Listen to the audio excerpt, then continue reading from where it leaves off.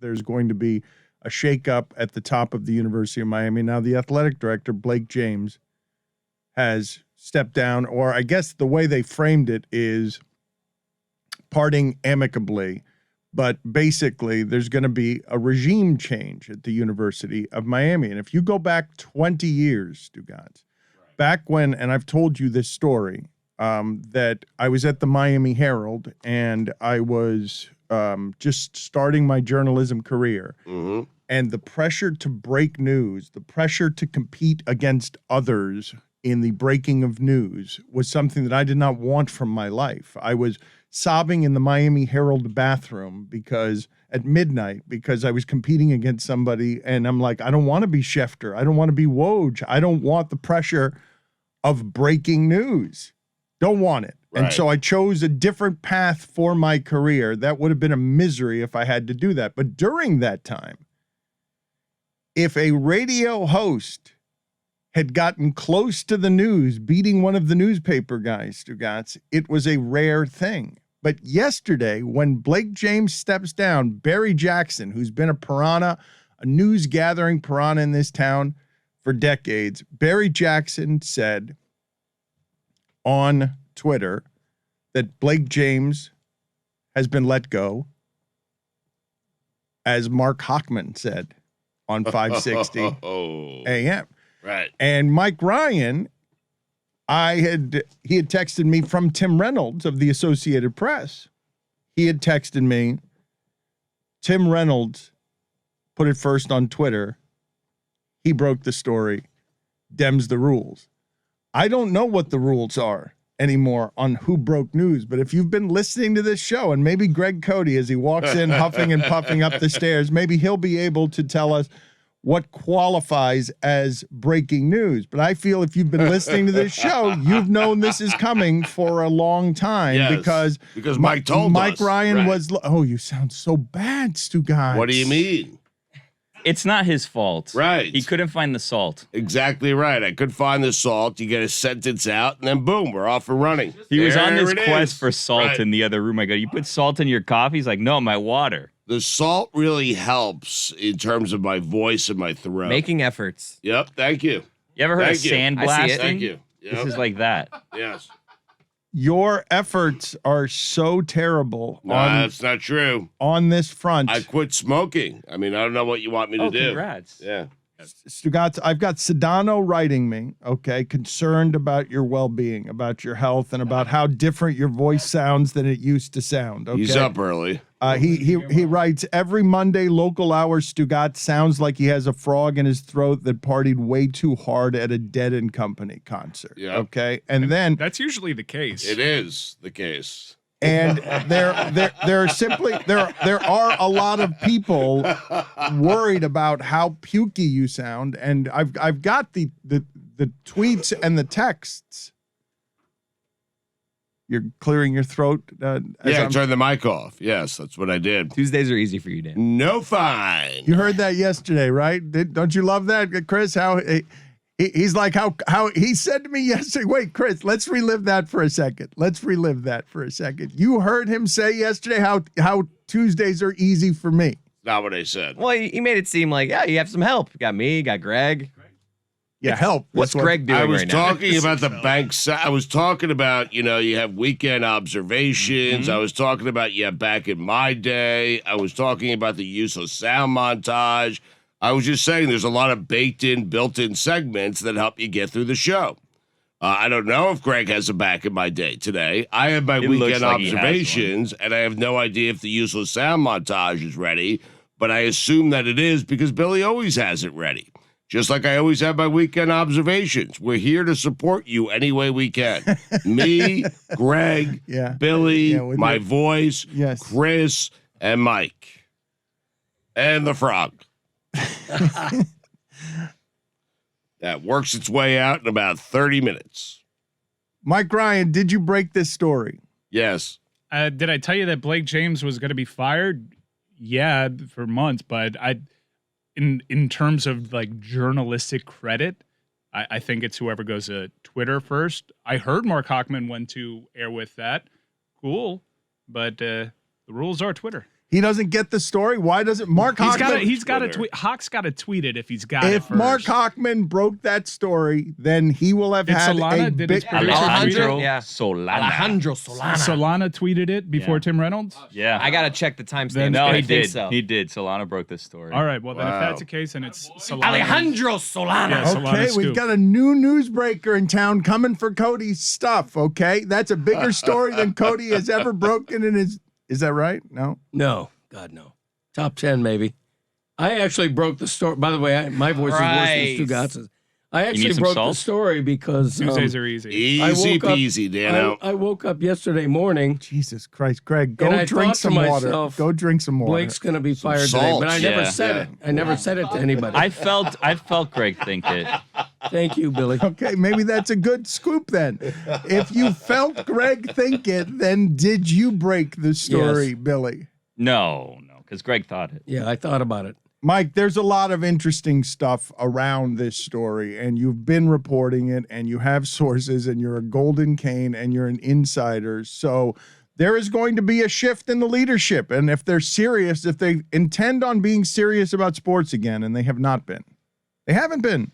They've mailed it in on the sports front, collecting money and settling for mediocrity at every turn. If there's going to be an actual change, if the president is serious about, no, I care about the program and I want to compete with big schools, I don't believe that any of that is so, what I'm saying. But if you want to hope in it being so, now's the time for them to prove it. Yeah, this is a massive moment for the University of Miami. Firing the athletic director is a sign that they're getting serious. Is a sign that football runs the show with that athletic department, because heavens knows there have been egregious stumbles in form and culture with regards to the basketball and baseball programs. I can, while I'm not first to Twitter with the Blake James is fired scoop, I told you that this was coming, and I can paint inside the lines for you as to how like this all went down, because I know quite a bit of stuff that happened just as recent as this weekend that led to it. Before you do this, and Greg, you've got the institutional history here. The last time Miami was a national program, a national sports program, they were run by a CEO, Sam Jankovic, who was a professional athletic director, and he was the one who went out and kept getting football coaches that would be brought up to the sky, whether it was Jimmy Johnson, Dennis Erickson, when they were really in the game. The Patriots ended up hiring him to run their organization before Belichick got there. That's when they were playing with the big boys, when Sam Jankovic was running a sports program and it mattered. Then they handed it over to a lawyer. They haven't had a whole lot of athletic directors over there. And Paul D was very good as a lawyer. They needed a lawyer to clean up a whole bunch of messes, Stugotz, because in getting great at that stuff, they ran afoul of everything. And so they needed a lawyer to clean it up. And he brought them through probation, and he did clean it up, and then he died. And then they brought in Blake James, and that's just straight fundraiser. That's straight, we're not really actually trying. Kirby Holcutt, when he was there before, fled the premises to go to Texas Tech. Yeah, Kirby recognized that there wasn't anybody trying, so Right. he went to a program that he felt cared Think about that for a second. athletics. The athletic director left here For Lubbock. for Texas Tech, thinking that they were more serious about sports there. Yeah, and to your point, Blake James was an exceptional fundraiser. And if you want to look at some of the good that he did on his watch, the indoor practice facility was built under his watch. They certainly raised a lot of funds, and that kept a lot of people that didn't necessarily have an athletics background or care that much about the football program. That led a lot of people to believe that, hey, he was doing a good job. He made 3 hires. Mark Richt, I think, was a pretty good hire. It just so happened he was at the end of his rope and there were health questions there. But Mark Richt, given where this program has been over the last 20 years, that's the lone bright spot. I felt obviously no national coaching search with Manny Diaz, the baseball program, because Blake James has a fundraising program. They got themselves in a situation where the baseball manager is the son of one of the biggest boosters that the athletic program has. And so getting rid of him would be a dicey proposition. Katie Meyer has been fantastic for the women's basketball program. She wasn't his hire. Jim Larinaga, obviously we're running on fumes here. It's sort of like we're just in this weird standstill, running out the clock on God knows what with Jim Larinaga. So I don't like how all of that sounded. The running on fumes, that being that close to mortality. It feels a lot like not the health stuff, but it feels like a coach that has been at it working hard for a very long time, and there's just no signs that he is going to reinvigorate his career. So Jim Larrañaga is very clearly at the end of, or nearing the end of his career as a top man here in D1 basketball. I can tell you where Blake James messed up with the football program outside of the on-the-field product. Blake James and Manny Diaz had a very good relationship prior to this year. Blake James, you cited a Barry Jackson story, and I told you consider the source because Blake James was in ass-covering mode a little bit towards the middle of the season, trying to put some distance between he and Manny, because if he ultimately fired Manny for the on-field performance, he'd still be the AD and hire the next coach. That led to a lot of negative recruiting that put the football program in a very bad position, and you had a schism between not only the football people in that building and the athletic department, but also the administration. Frank and Blake James went at it a little bit. Everyone that has worked with Blake James only has the nicest things to say about him. He cares deeply about the people underneath him. There were a lot of good people at that Heck building. Unfortunately, there was a complacent culture that thought that they were doing fine. There was a lot of excuse making and not a gold standard for a Miami Hurricanes program that is one of the elite college football programs of our lifetimes. Greg, Cote, your thoughts? I feel bad for Blake in a way because his hands were tied. He has the distinction of giving the Greg Cote Show podcast the single most boring interview to ever be recorded on that podcast. It's actually true. It is true. But look, there's a litmus test happening right now. If they want to go get Mario Cristobal, pay Oregon a $15 million buyout, and then step up into the big leagues. Can we hold on a second? Can we stop with this? Can we stop with the Mario Cristobal thing? That's an example. I think everything that happened yesterday and over the weekend would actually throw coal on the Mario Cristobal fire here a little bit, and I can tell you why. So over the weekend, you know how Rudy Fernandez, the chief of staff over at the University of Miami, and someone else are really running point on this new evaluation of the football program because Dr. Frank doesn't really know about football. So he has a lot of influential people that all of a sudden really care deeply. Like this year was the first year that a lot of people started being go and not just show. That guy, the Prophet, Lemonis, like he's actively involved in all of this. Maybe it's because some new blood are sounding the klaxon. Just look at who's liking Kevin Clark's tweets. So over the weekend, Rudy Fernandez and a contingent of Columbus folks, very influential in this program, Jose Mas, Prophet, Alonzo Highsmith went to Columbus. They tried to make accommodations for the FSU game. An ask was made to Blake. Blake didn't necessarily come through on an ask, leaving that contingent on their own, having to use FSU contacts, and 4th and 14 happens.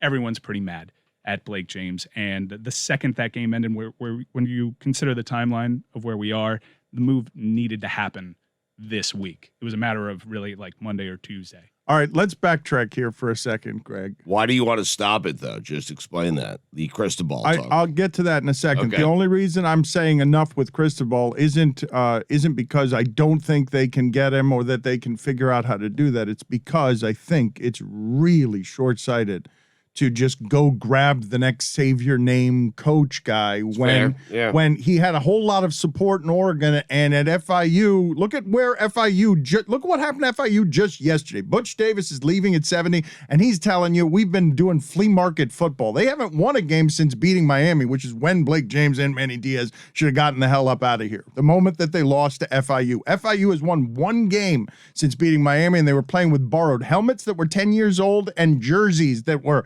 5 years old. Butch Davis is saying that he was sabotaged by the guy who came from Miami, Pete Garcia, to go run that program. Guy who fled Miami, by the way. Pete Garcia fled Miami, went to FIU, and they tried to create this little Miami, and they brought Mario Cristobal through there. And back then, he wasn't good enough to rescue the stuff that is needing rescue now, and he just went and rehabbed himself through the pipeline that everyone does.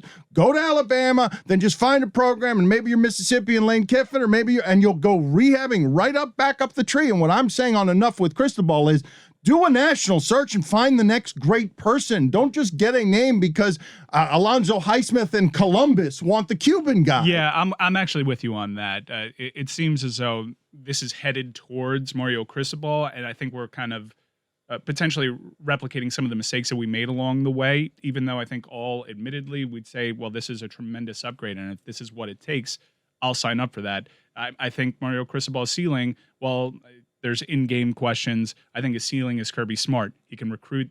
He's crazy about recruiting. And look, Kirby Smart in-game, there's kind of a book out on him, and he still may be the national champion at the end of the year. I also want to go back to what I said. What happened between Blake and the contingent going to Tallahassee? That wasn't at all what got Blake fired. What got Blake fired was a program losing. It was prolonged a little bit by that winning streak, but them losing to FSU in that fashion, the fact that he's tied to that coach, that's what did him in. However, what happened on Saturday that wasn't on the field just prolonged a very recent trend of Blake James alienating people that were kind of spearheading the search for the next AD. Well, Blake oversaw a lot of mediocrity in 13 years. Football under his watch was 68-44. Not bad, but bad for bad for what aspires to be. When I mention Mario Cristobal, I use him purely as an example.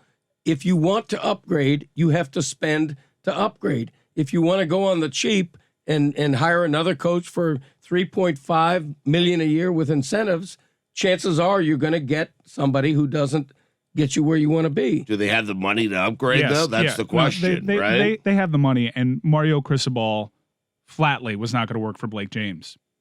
If you are if you're a Mario Cristobal truther, there are a lot of tea leaves here that suggest that this is maybe the ultimate solution to the University of Miami and their coaching position that is presently filled right now by Manny Diaz. We all assume that that's a matter of time in that regard. So I think the Mario Cristobal stuff is very real. I actually agree with Dan's opinions on it. Like, let's not just give all the power to a Columbus crew here. Let's actually have an AD search. Let's have that AD search. Give us the best possible candidate. What was the reported round table of greats that Alonzo Highsmith? Let's be clear on something Alonzo Highsmith related, okay? And he might be the best athlete in the history of the University of Miami That's program. saying something easy. Okay, but let's just for a second be clear on something. Alonzo Highsmith has been working his entire life post football to get one of these openings here that's around here. Alonzo Highsmith is going to look in the mirror and see somebody that wants one of these jobs, okay? Because Alonzo Highsmith has been a Packers scout. He's been football a long time. He's associated with this program. He'd be getting back to his glory days as Luke is out here. Luther Campbell from the glory days is saying, my dream team has Alonzo Highsmith in the middle of this search. Highsmith wanted to be Ed Reed. He would have loved to have been the chief of staff. Yeah, I think when you look at who's directly involved with what's going on at the University of Miami right now, it's very clear to identify all of their agendas. It's also very clear to identify ties to a certain coaching candidate out in Eugene, Oregon. And I can tell you, now this is nothing that I've said so far has been speculative. And pretty much firsthand. I have heard secondhand from someone that heard firsthand. Oh, wait a minute. You can't do this. No. What hand is that? What hand is that? Hold on. I heard. Say it again. Say it slowly, please. I heard from someone that okay. spoke directly to folks over at Eugene. Can we This is not my reporting, so okay. All right, but I trust the there was person that told me secondhand, this. firsthand. We there was will hands. get to all of the information on all of the hands in a second. Yeah. Okay. Just firsthand on the other hand. Well, I'm not plugged into It's- Oregon. A lot of hands. But Is what I'm admitting. but what we need to backtrack because I know someone plugged into Okay, Oregon. but I need to slow you down, okay? Because your role as insider and Golden Cane, this is a real mutation of the sports newsbreaker. I think we can all agree. Where you're fundraising for the program, you spent 2 months getting all of these people fired. You are He's shadow. entrenched. That's a little you're harsh. Shadow Mover and president. No, I spent 2 months You yelled sounding at Billy claxons. Corbin. You shouted at Billy That guy's good for Corbin. nothing. He didn't do shit. Let me tell you something. He was out there on victory lapping on Twitter. Billy Corbin didn't do shit. Do you feel like you got a man fired or had a No, had a hand in getting a man fired? No, I think the football team did that. Okay. Only Tony Fiorentino. Yeah, that Billy's right about that. I have my regrets about the Tony Fiorentino.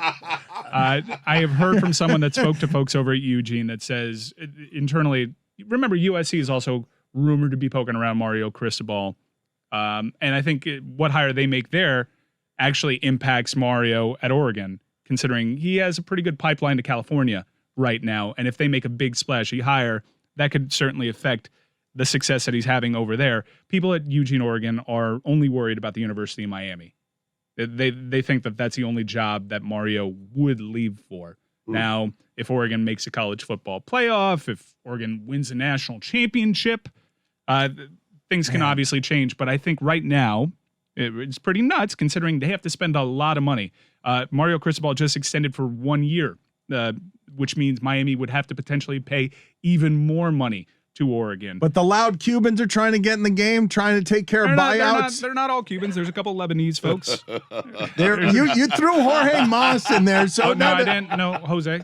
Yeah, there's a different Mas. A different Mas. That's a fine. The Mas family here is obviously like very an inexcusable fine for me. $10. The Mas family is obviously influential. There's a lot of Columbus ties right now, and while I'm hesitant that it all just maybe potentially gives the power over to someone, not gifts because he's kind of earned it over at Oregon. If it all just ends up with Mario Cristobal and just a bunch of Columbus people get in their way, that kind of replicates some of the stuff that's going down here. But at least the right people are involved. People that hold this program to a higher standard are involved. And that complacency has been the biggest issue that has troubled Miami, I think, within that athletic department. A lot of people making excuses that aren't necessarily plausible. They don't hold water, such as money, facilities, academics. Miami can compete with the elite programs in the nation. All right? I'm telling you right now, Miami can be perennially a Coastal winner, get in the mix for that college football playoff, and you keep building and stacking success. And maybe one day, at the end of the road, you can compete with the likes of Alabama. Miami has everything in place to start that right now with this hire. Slow down. Compete with Alabama. Slow down. Well, that's what everybody that's involved right now, like that is the goal.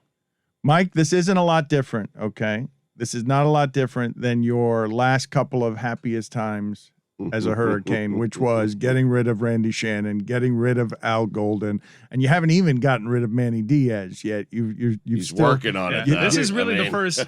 Every other athletic director that we've had has left us for another job. Like of course, I think left for Nebraska. I think I think you guys are looking in the wrong place. Honest to God. Now I understand the fame of the position, and if you guys want to go ahead and argue and get excited about Mario Cristobal, feel free. But I don't think that that's the important hire. I think the next leader of the program is the important hire because they haven't had one of those to do the job like a CEO would do it since Sam Jankovic. Right. Like they haven't had one of those. They've been amateurs. Stugotz.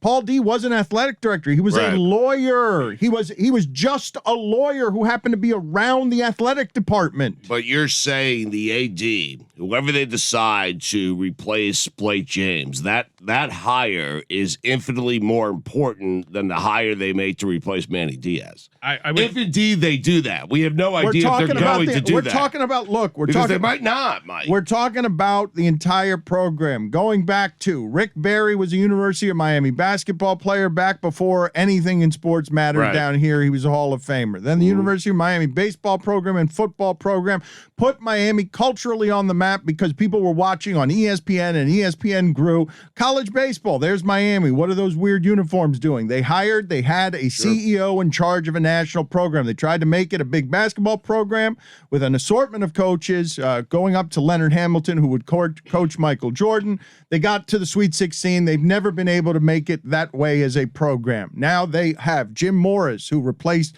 Ron Frazier, got out, and that baseball program is in something close to ruins.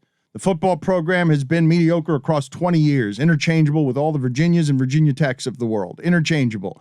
Basketball program on men and women had probably been your shining light, but Mike is right about Larinaga. Bring someone in here to clean it up and run it like the business that it is. It is a business. You've seen with all the money around college sports, television money and money for players, it is a business. Get a gangster in here to run it. Don't just grab somebody locally and treat it like an amateur local school. Go get a gangster who runs numbers and knows how to lead people and knows how to hire people so he can fix the whole program, not just the football program. Spectacularly done. There's a lot of I'm not just willing to cede the power over to power brokers. There's a lot of people in the mix that are affiliated with some of the people that were some of the most influential voices in getting Blake James out. But there have already been reports out there of some other candidates. FAU's athletic director is particularly of interest to this show, considering the Lane Kiffin ties. I think he has the Adidas scandal in his background, but he was absolved of it. The old athletic director over at Louisville, I think his name is Jerkic, he's someone on the radar that had a real good run with that football program and obviously that basketball program, even the baseball program. So there are interesting candidates out there. And I really hope that this is opened up to a more national search and we're just not ceding power over to people that have been really influential right now, perhaps taking advantage of some people that aren't totally in the know. Do you have a person in mind?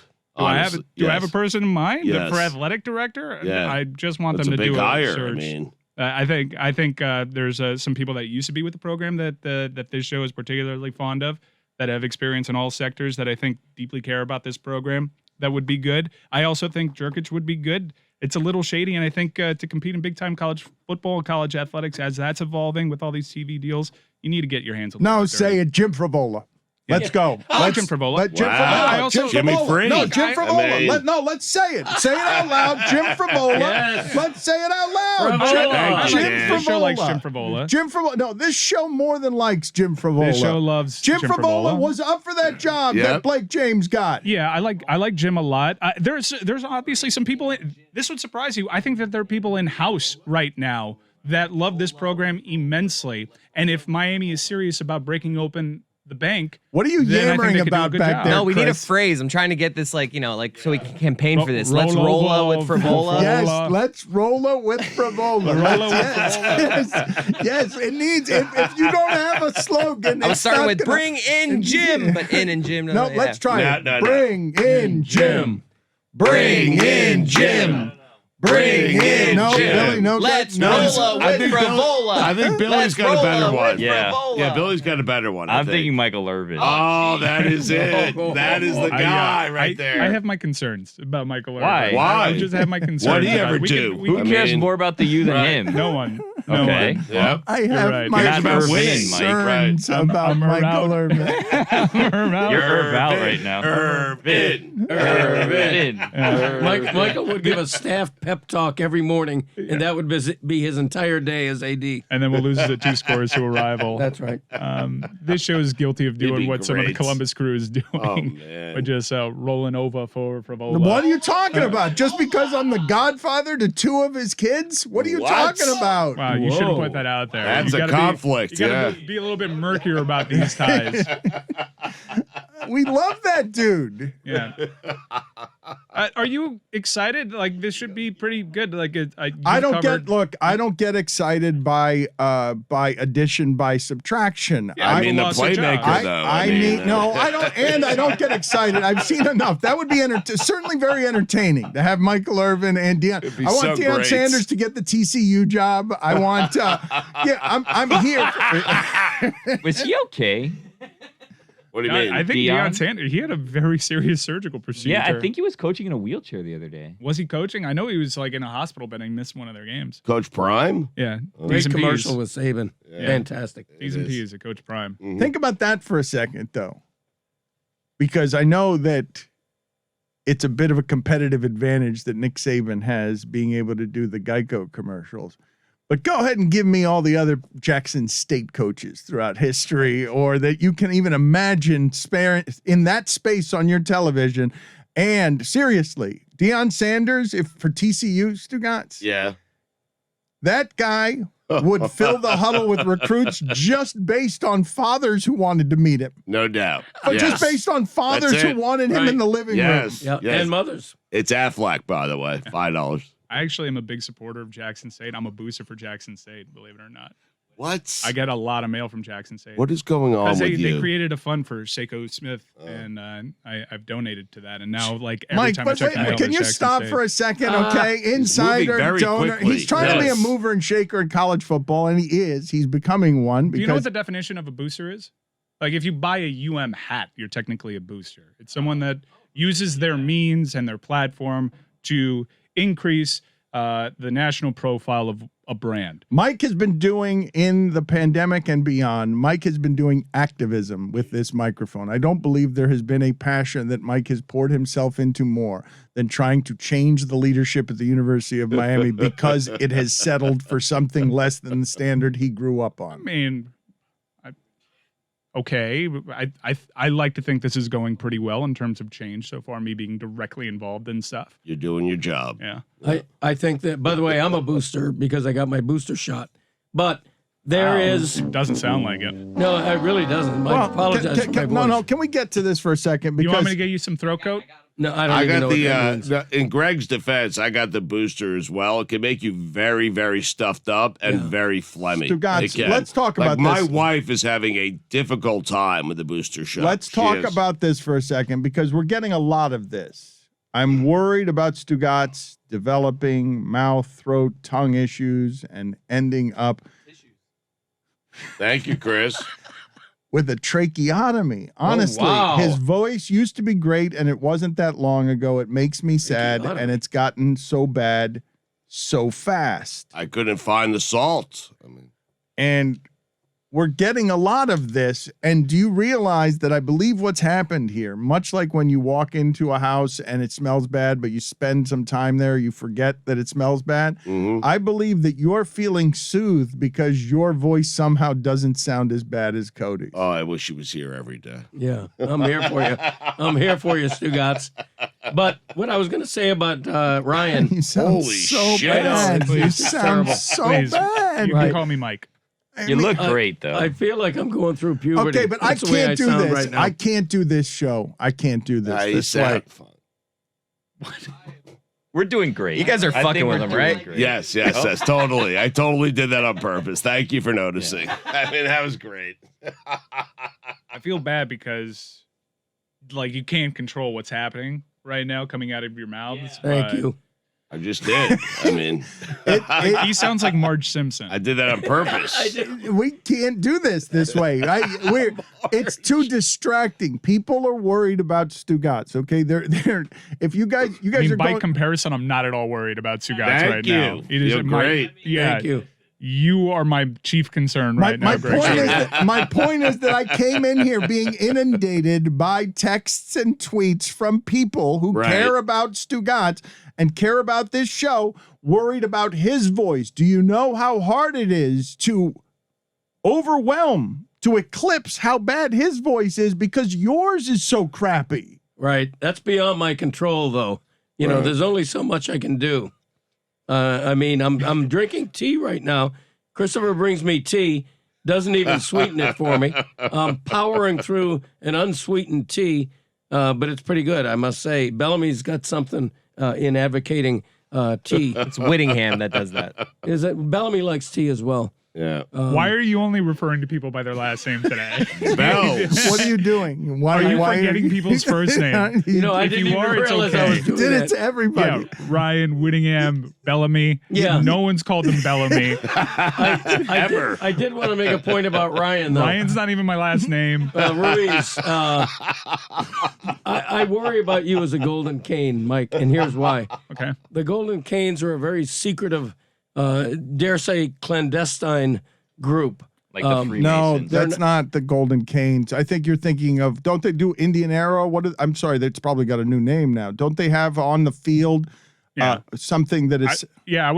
I wouldn't call what happens inside the 72 Club as clandestine. There's nothing. What are you talking about? I think you're confusing. let Golden Greg Yeah, let finish Greg the thought. finish and then we'll rip If it he apart. can. Yeah. If he can. You're talking But about you don't like Okay. you don't like that it's been exposed that the forbidden door has been opened, that there's a Right. golden cane with a microphone. You're talking about the Iron Arrow Society, I think, which is not what I'm referring to, but I appreciate that interruption.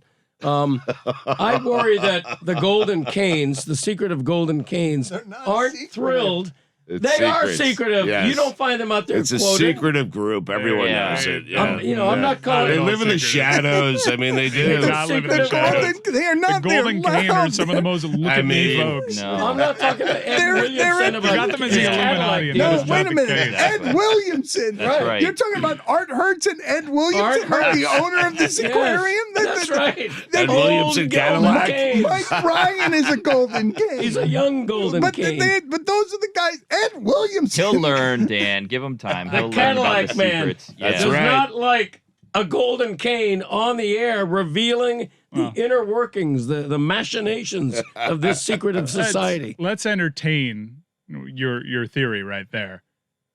Where did the old guard get us? Because it's been pretty stagnant outside of 1 year for 20 years. So maybe new blood isn't too bad. But that's not my point. My point is the old guard don't like, I would imagine, maybe I'm wrong, they don't like the young guard Call me homie. Just say, on the when air. am I coming home, homie? I hear you. And I This is wish not you well. I Mike. hope you're not defrocked. Mike, what Greg is saying is Ed Williamson would never handle his business this way. Okay? That's Well, what he's saying. well, I don't have. He would not do it on the air. He would do it in the shadows. I mean, Business that's is what done in the Ed boardroom. That's what Ed Williamson does. Okay, I mean, What I about understand. Art Hertz? Art Hertz, owner of Seaquarium and Wometco. That's I understand. Wometco, yeah. Art Hertz. That's bad, I he'll mean. play, it sounds so bad. I feel great. Wometco. I hadn't heard that acronym in years. This is the lack of self-awareness in this room right here. That's Greg Cote laughing at someone else for being old. That's right.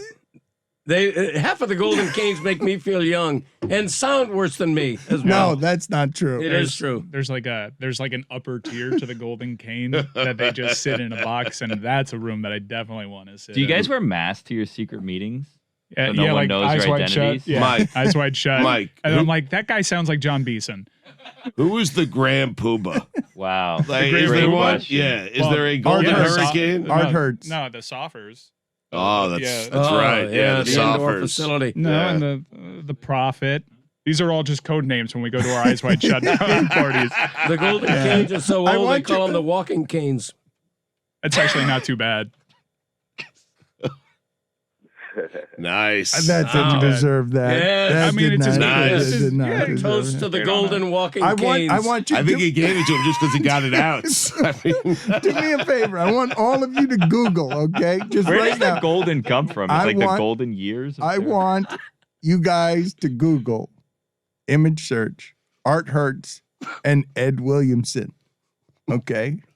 And then imagine them at an eyes Does wide anyone shut else have party. the Google autocorrect on when you Google Ed Williamson, Isuzu pops I've known up? Ed for years, man. Isuzu.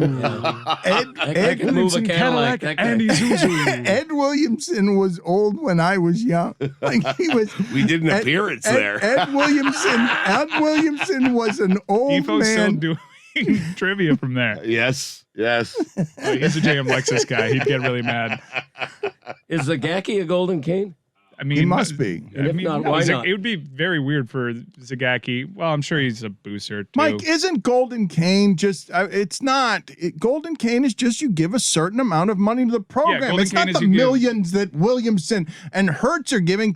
Greg Cote doesn't even understand what he's talking all about. it takes to be a golden cane is $20,000. He's talking about board of trustees like the power Yeah. brokers. Those and- are the real power but those brokers. aren't the Golden Canes. That's just a Only- couple of the old guys with Yeah. money. It's a gift. You also don't buy tickets as a golden cane. You're just gifting the program $20K. Right. The program gives you access. And how many to certain years of perks. tickets is that? That's a get lot you? for 6 football You get games. four. You get 4 tickets and access to 72 Club, and 6 there are average other- there are football other games.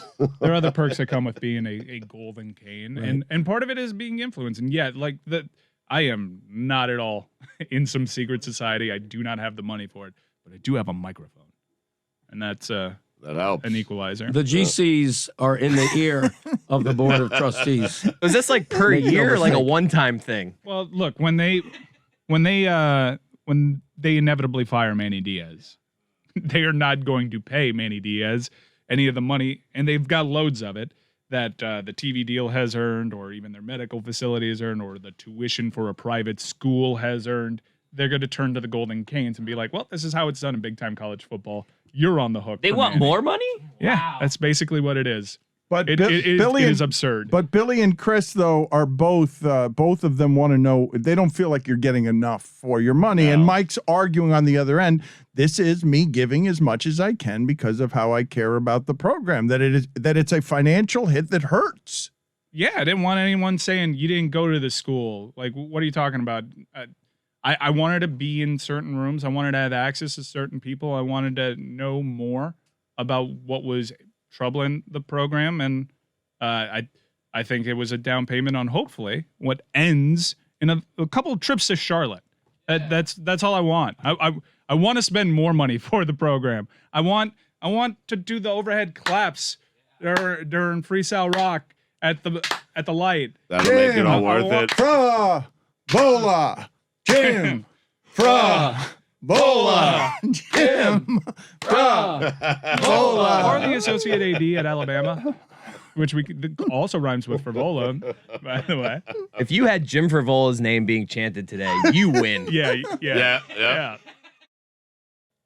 Greg Cote of the Miami Herald is here with us as he is on every Tuesday. He is talking during the breaks and wheezing and coughing and being loud and regretting the Jim Frivola chant because it has him feeling a little asthmatic. And as we descend into the depths of old guy radio, because this is an audio experience right now with Cote and Stugotz, sounds about 100 years older than it even is, Right. because they sound so terribly bad.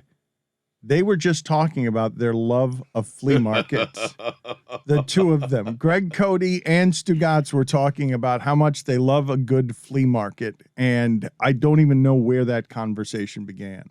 Someone said the words flea market earlier in the show, and so I just wrote it down here and just reminded myself that I love a good stroll through a flea market. I do. You'll never know what you'll find at a flea market. You might find something that's worth $1. You might find something that brings you back to when you were a child. You might find gold, something that you think is worth $5. You pay $5, and you find out later on that it's worth a couple of grand. But what I love about it is there's food around every corner, and there's a back massage around every single corner. I love a flea market. I do. They're fantastic. They really are. Well, you just described a little bit of everything. Yeah. And you said that. Name something you want, Dan. It's you made it sound like It's there. Antiques Roadshow is what you made it sound like. Or a garage that's- sale. No. You guys don't get it. Right. Antiques Roadshow is very hoity-toity and a bunch of opportunists trying to make a buck off of dead relatives' prized possessions. That's not what a flea market is. Correct. What about an estate sale? That again, opportunist family members trying to make a buck off of death. Tell me about your love of flea markets. I didn't realize this is what was going to lure you out. Me? Well, I'm going to be honest There's no with you. telling, Stugotz, I'm a flea ever. market novice. I knew flea markets would. I like the idea of them, but to be honest with you, I haven't partooken. I haven't partookis in lots of flea markets in my lifetime, but I like the idea of them. Because like they're saying, riches aplenty. You could find anything that you look for there. Oh, but I think you might love the idea of it and then get there and not love the idea of it anymore. No, Why is no, that? No. Why? Unless there's too many people, I would Dust. probably like it. Dust, you might not like some of the people who are aggressive in wanting to take your stuff because people get competitive at those things. Because there are a lot. There might be people there who care about a flea market more than you do. No, I think a flea market, you just kind of peruse around and things have their listed price. And if you want it, it's yours. I don't think there's auctioning going I on. think there's haggling. You can bargain, sure. You Yeah. bargain. Yeah, but you haggle down. I don't see. Yeah. How are your haggling skills? No. Mine? Yeah. I've threatened to walk. Wow. I've threatened to walk. Right. No prouder moment than the last time my wife went to get a car. And I said to her in a very aggressive whisper so that it could be heard by the salesman, we can buy a car anywhere. Yep. They need this more than we do. Yeah, they do. We can go. Whoa. Did you leave? Well done. Yeah, but then it ended up not being the deal that I thought it was. So you made the big show of Yeah, well, I thought that we were whispering. getting more miles than we were because it was a lease, and I thought we were going to get 12,000 because you're, Studio's a little far, so I thought we were getting more miles than it was. It ended up being only 10. Now it's like, well, whose car do we take to Disney next time we go? It's a whole thing. You got to guys draw know. the line. I remember why we were talking about the flea market, because there was something about the Butch Davis firing that felt flea market. That's Butch right. Davis is leaving FIU football, and it's not just that they were playing with borrowed helmets and equipment, uniforms that were years old, which is ridiculous when you're talking about Division I program that beat the University of Miami. He said flatly he's been sabotaged by his program. He's also been like 1-20, so like, Well, calm he- down, Butch. He is on a 1-16 skid since beating the Hurricanes, but the indignity, I mean, granted you're a CUSA team, all right, you're third tier, but still, you're playing with hand-me-down shoulder pads from Mississippi State. I mean, Butch Davis has a pretty nice resume. He's a legitimate football coach. Granted, he's at the end of the line, 70 years old, but he deserved better than that. I mean, FAU just shamed itself Well, for the way they kicked him He out. chose it. FIU. FIU. Or Yes. FIU, rather. He chose I mean, he to was coach wearing a there. visor. Did he ever have any shame left? I mean, he had 3 bowl games in a row. Butch had his time at FIU where he was a success with that program, but it's in the last couple of years. The pandemic year last year just killed him. I talked to him for a column during that. They were 0-5. Half of their games are canceled. They're losing half of their team. There were 2 games they literally could not field a lineup. Last year was just a debilitating nightmare for Butch, and now he's 1-9. I feel for the guy. You didn't even say the worst part. We did not, for all that we just covered there, we did not say the worst part. His job opening was listed while he was still in the job. Right. Like Yes. they listed that they were in the market. They put it up. They put it in the classifieds. Can you imagine? The AFCA job posting for Butch Davis's job opening at FIU while Butch Davis is coaching the team. That's the worst of it, is it not? Everything we just described, the fact that Well, them using the classifieds, I would say that's the worst of it. the equivalent of the classifieds. The only thing worse would have been a billboard on I-95. Are you wounded on behalf of your school? As you have never thought about being a Golden Panther, Billy? Oh, I am, Dan. I bought a hat, so I'm a booster of FIU. Are there Golden Panthers? I mean, they used to be the Golden Panthers. yeah. Yes. No, I mean a club, a clandestine club, Not similar enough, to the Golden obviously. Walking Canes. I love the idea of doing the show out of how are the Golden Canes different from the Golden Panthers, because those are 2 different Tens of millions of dollars. It's not Ed Williamson and Art Hertz, certainly. I saw a tweet, Greg, and I don't know. I'm assuming that this is public information because it's a public university where you can see like what the budget is of each athletic program and what it is for each sport. And FIU was at the top of Conference USA in terms of what they spent in 2019 and 2020. So like you can complain about the nickel and diming of that situation, but it seemed like they were putting in more money than the competition that was beating them. Well, but if that's true, it speaks to how little the other schools are spending, and it speaks to the fact that Jesus. it speaks to the fact that Conference USA has had a mass defection. They're losing like 6 or 8 schools to other conferences. It's the whole league is a wreck, and good for Butch getting out when he is. Well, Not I that he mean, wanted to Where's he going to go, though? I mean, into retirement. Good for Butch. 1-16. Good for Butch getting out when he is, not that he wanted to. He didn't Right. choose to. Yeah. Yeah, no, Fired him. He went out complaining that they sabotaged they him. sabotaged him. They really did. But good for him. I They got to opened tell the you, job up before they fired him. I mean, But the Times kind of sabotaged Butch as well, right? Because the recruits that he got didn't work out. He lost people in the transfer portal, which he's been complaining about since that happened. Game's changed. I think it's tough to recruit when you're using hand-me-down shoulder pads from Mississippi State. I mean, there's certain standards of but a where was classy the money department. going? Where was the money going? And people are telling you, Billy just said they were spending. Like what? I mean, according to this website, they were spending more than the other teams in Conference USA that were beating them.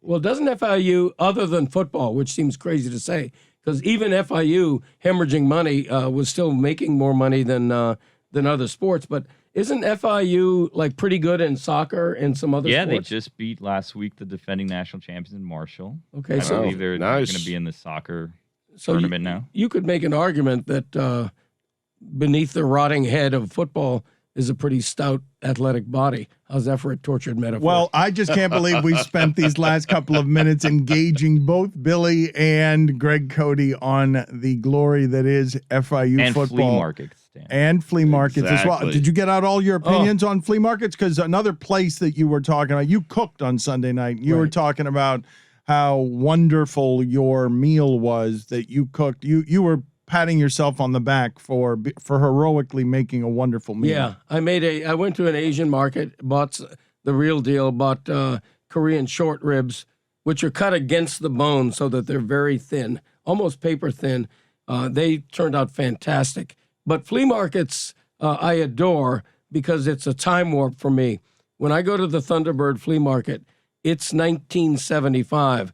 In my mind, I'm walking in, I'm wearing my flare pants, I'm wearing my cream-colored dress shirt with the purple pumpkins on it.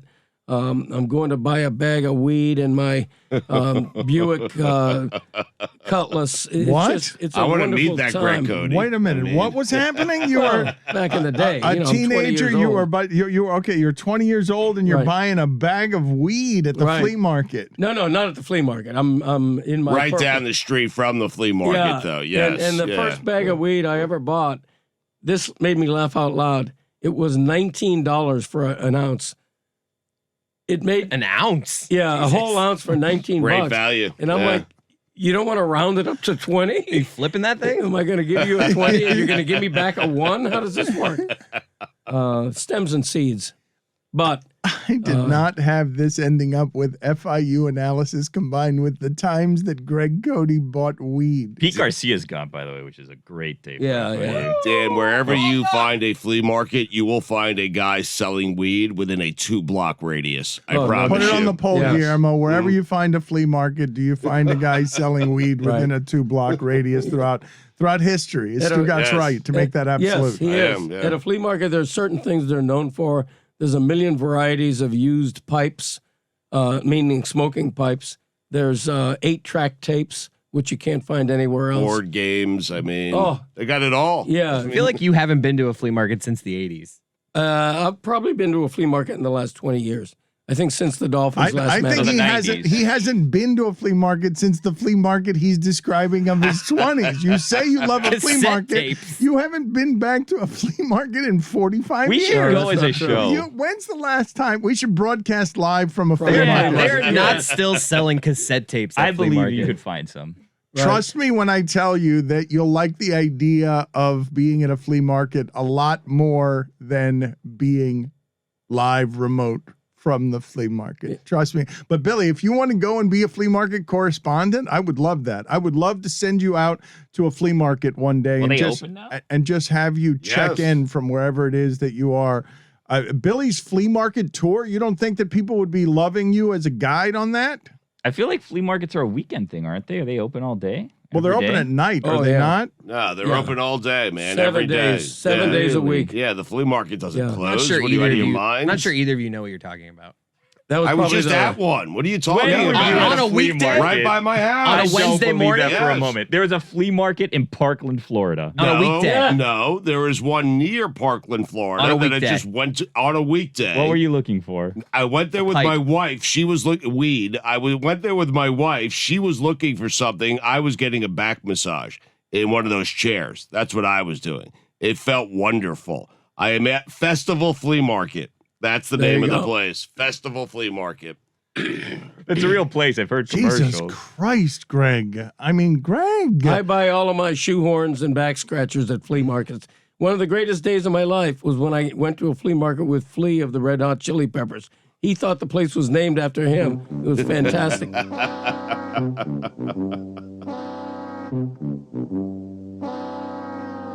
One more. This festival marketplace is really a shopping mall. Yeah, it's a mall. It is open 7 days a week, but this is not a flea It's market. it's on sample on the turn. But listen to me. I'm on the website. It's like I this is grew a- up it's- on flea markets. I This know guy- a you flea did market when not. I see it. Yes, I did. In Long Island, they had them everywhere. That's when I purchased my weed, okay? Within a 2-block radius. So I know flea markets, and I am telling you, the Festival Flea Market has everything. No. It is fit. Billy, you and I will spend a Saturday there. This You will is a love mall. it. This looks It's like Mall of America. A real flea market is where people are showing up. mall! Are people showing up outdoors? A flea Outdoors market with is tents. outdoors. and people Yeah. are showing up and they're their This- own vendors? This is Yeah. indoor-outdoor. It's an indoor-outdoor flea market. I mean, Guillermo, put it on the poll. Don't criticize until you go there and try it. Are there stores okay? at this place that just close at the end of the day and then all the stuff stays there? Because that's not a flea market. A flea market is the person that's running it picks up all Right. their stuff at the end of the day and goes home. There are certain people who pick up their stuff, right? And they take it home, and then someone new might come back the next day. And then there are certain people who have bought themselves a lot at the flea market, and they use it year round to sell stuff. So, I mean, I'm just telling you. Festival Flea Market, Sample Turnpike. I will meet you any Tuesday afternoon you want. In fact, I need some weed. I'll meet you there this afternoon. Guillermo, put these things. Pompano on a Tuesday afternoon. I mean, come on up. It's where I live. I thought you stopped smoking. Heaters. Put it on the poll, Guillermo, at Batard Show. Does a flea Baby market steps. have to be outdoors? And does Stugotz know flea markets? Dan, you want an outdoor flea market in South Florida? You have to have indoor-outdoor capabilities. Otherwise, no one's going to I'm show up. just saying, okay? for it to be an authentic flea market, in my mind, requires a mostly outdoors experience. It's pack up your stuff. It's not even, it's tents of your own formation. It's not housing. It's not kiosks. It's not, you don't have walls all around you. That's not a flea market to me. That's a flea market is a bit of a rugged outdoor experience where you're getting free stuff, and you can't go to an Auntie Free. Annie's over here. There's nothing You can't go over here. Not free stuff, but you just go if old stuff or Free cheap, samples. cheap stuff. Free samples of stuff. Right. Oh, yeah. Yeah. Love a free sample. The flea market has evolved over time, and now it tends to be a hybrid indoor-outdoor. Yes. My home flea market, the Thunderbird, is that you haven't been to in 45 is years. mostly it's my home. When I go there, they say, "Greg," like Not Norm true. walking into Cheers. But it used to be all outdoor, but now it's a hybrid. It's indoor and outdoor. Of course. Yeah. Yes. It's a real shame. We don't need that. This is where evolution's not necessary in the flea market. How do you mean? I mean, it should have stayed just the way it was. There was nothing wrong with the flea market before. We What don't is need to be bringing things inside and air conditioning them. No, thank you. It's perfect in its squalor. Mhm. Mike, do you think of a flea market having air conditioning? I don't never think of flea markets. You're not thinking. Have you ever been to a flea market? Yeah, I went to the I've been to a couple when I was very young. Tell us And about it. I got a bootleg copy of Titanic, the double tape. I have a child. Do we know That's what if you get. You get that. You get like Journey Escape. That's what you get there. Yeah. Journey Escape? Yeah. Great album. Do we know why it's called a flea market? I don't know the answer to that question. Why it's called a market of flea? Get a little porn. Yeah. I would think because the stuff's old, right? It has fleas on it. You know? Well, the flea's the lowest denominator, right, of the animal kingdom. Your voice. I know. It's just, what can I tell you? You can't fake this. Time It's now just- for Greg Cody's Back in My Oh, Day. Let's don't do make, that to let's him. make no, him read no. something. Oh, God. Jeez. And now it is time to take a trip down memory lane. Here's your guide, Greg Cote, with Back in My Day. A little smut. Smuts is what I thought for sure Smuts. that Chris Cody was going to get in there with hey now. Baby. Baby. Hell yeah. All right. Pardon me in advance for my voice. Tablets. Almost half of children under the age of 8 have their own tablet device and spend an average of about 2.5 hours per day on those digital screens. Back in my day, by the way, pills were often called tablets, like, my head is pounding. Could you hand me a couple of headache tablets? Those tablets made you better. These tablets make you dumber. Initial results of a National Institutes of Health study begun in 2018 indicates that kids who spend more than 2 hours a day on their tablets and other screen time activities scored lower on language and thinking tests. And children who log more than 7 hours of screen time a day were prone to a thinning of the cerebral cortex, the area of the brain related to critical thinking and reasoning. And you thought eye strain was the only risk. Yet, to a generation of young parents, the tablet is a battery-powered babysitter or an incentive to get little Sophie or Liam to behave. Tablets are creating Pavlov's children, the zombification of an entire generation. You ever notice a family with kids at a restaurant? Chances are the kids, even preschoolers, have the earbuds in and the tablets on, watching Disney cartoons or YouTube for kids. Remember talking? Whatever happened to the art of conversation? Am I right, Batard? 2 episodes. My granddaughter, not yet 4, surfs her tablet like a pro, mesmerized, running laps around yours truly in terms of knowing technology. The other day, she was trying to teach me what blockchain meant. Back in my day, if Greg Cote got whiny because he was bored, you know what his mom and dad did? Handed him some blank paper and a box of crayons. I was in my early 30s at the time. No, seriously, I was a young boy, and for the next hour, I was a doodling fool, nourishing whatever artistic streak needed the exercise. On tablets nowadays, you can download a coloring app for your child, a fingertip on the screen, all it takes to make the colors appear. Pretty cool, right? Well, one problem. It literally will not let you color outside the lines. Why are we denying children the joy of failure and the lessons therein? How do you ever feel the satisfaction of improvement in finally coloring inside the lines if you've never been allowed to color outside them? Have you ever heard of Bippy? Your 5-year-old Blippy. Blippy. Blippy. Whatever. That's a fun. Blippy. Blippy is a grown man. Christopher knows. I love Blippy. Blippy is a grown man in an orange bow tie knows. and suspenders and a funny hat who makes edutainment videos. What a gruesome word, quote unquote, for kids on YouTube. He has 12.4 million subscribers, made more than $8 million last year. What the hell?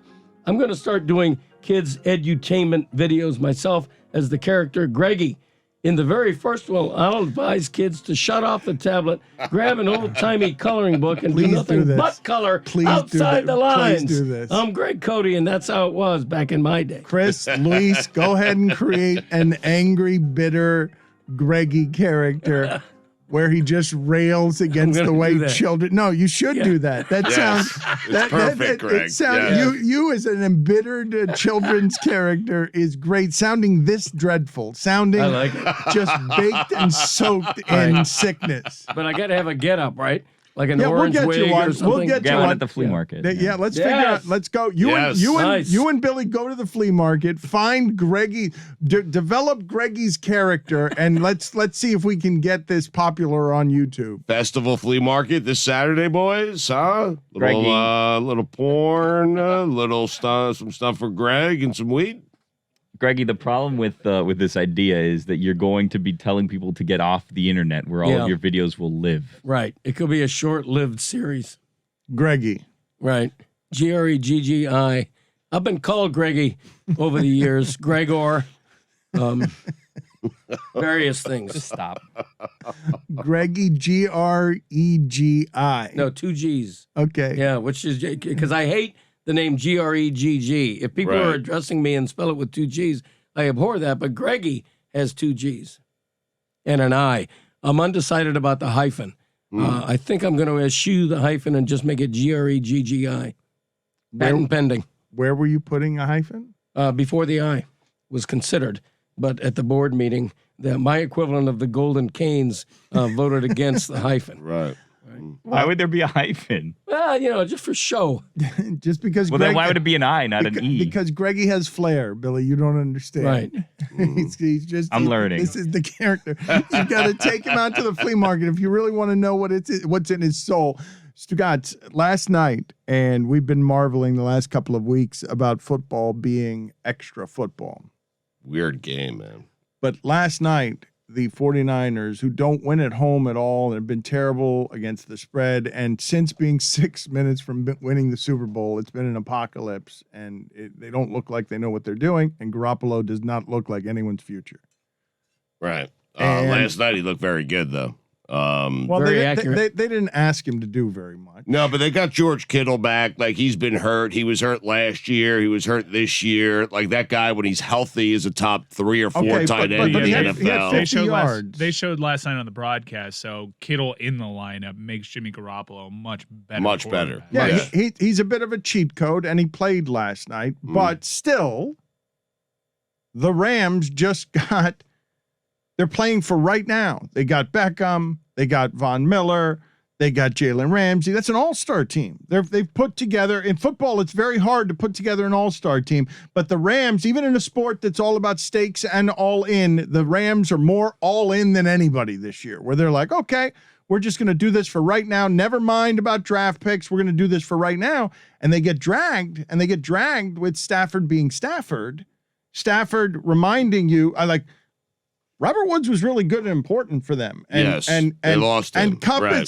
is a bit of a cheat code as well for Stafford. He's the leading wide receiver in the NFL, Cooper Kupp. Well, Cooper Kupp, I remember Mina saying this the year the Rams went to the Super Bowl. Cooper Kupp went outside the lineup, and that is why Belichick was able to hold the Rams to 3 points, because they stopped being the offense of Todd Gurley and Jared Goff and explosive all over the place. That Kupp really matters to that team. But they get dragged last night.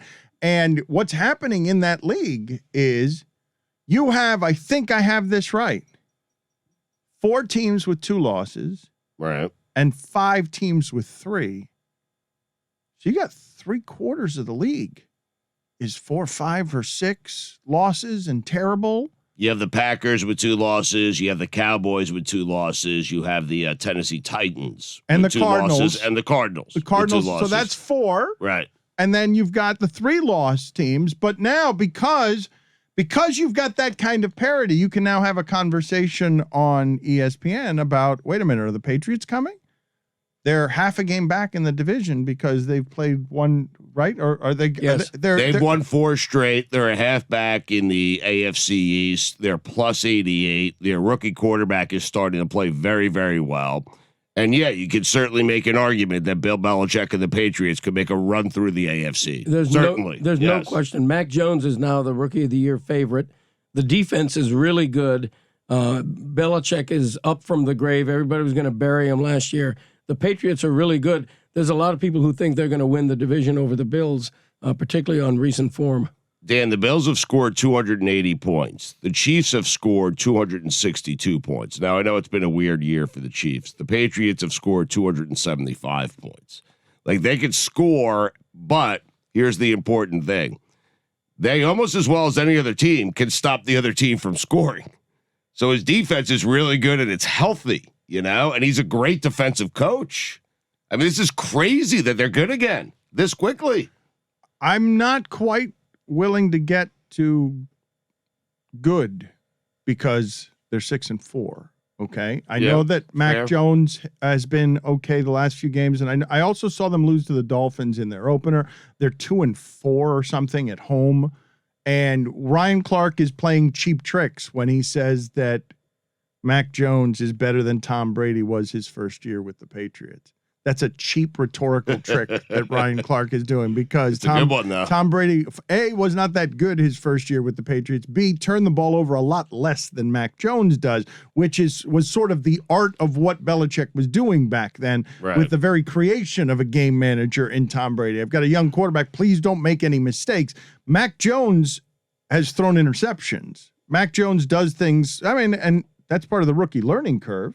Yes. It doesn't mean that he's going to be a turnover machine, but I don't believe that this last week, I believe we're hyperventilating because Mac Jones for the first time last week showed us, oh, wait, we're throwing down the field into double coverage. We're throwing with precision. It's not bubbles and slants and what they were doing at Carolina. Yeah, but what he's doing is getting better. So last week it's a buildup. I'm with you. It was more game manager for the first few weeks, but I would say they're really protecting him, Stugotz. there- He's there was thrown No, I know, but I There would was still say a lot of screen Stugotz in that game. I know. That's how you attack Cleveland. But he did have, listen, he's got 13 touchdowns and 7 interceptions. I'm not saying he's great, okay?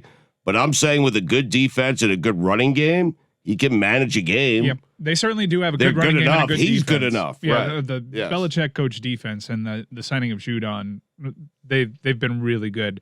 And they've been getting better as the year has gone, and maybe we shouldn't hold the turnovers too much against him because he seems to be cleaning up that aspect of his game, Dan, the more he plays. It's still a bonus if you get a good rookie season out of your quarterback because the opposite is the truth. There's all kind of metrics out there that I've read about Tua Tagovailoa's statistics through his first 15 starts are better than a lot of quarterbacks through their first 15, including Josh Allen. And so you have to give you judge him deep into his second season in terms of starts, not as a rookie. But Mac Jones is really coming on strong. I think he's going to be the ROI.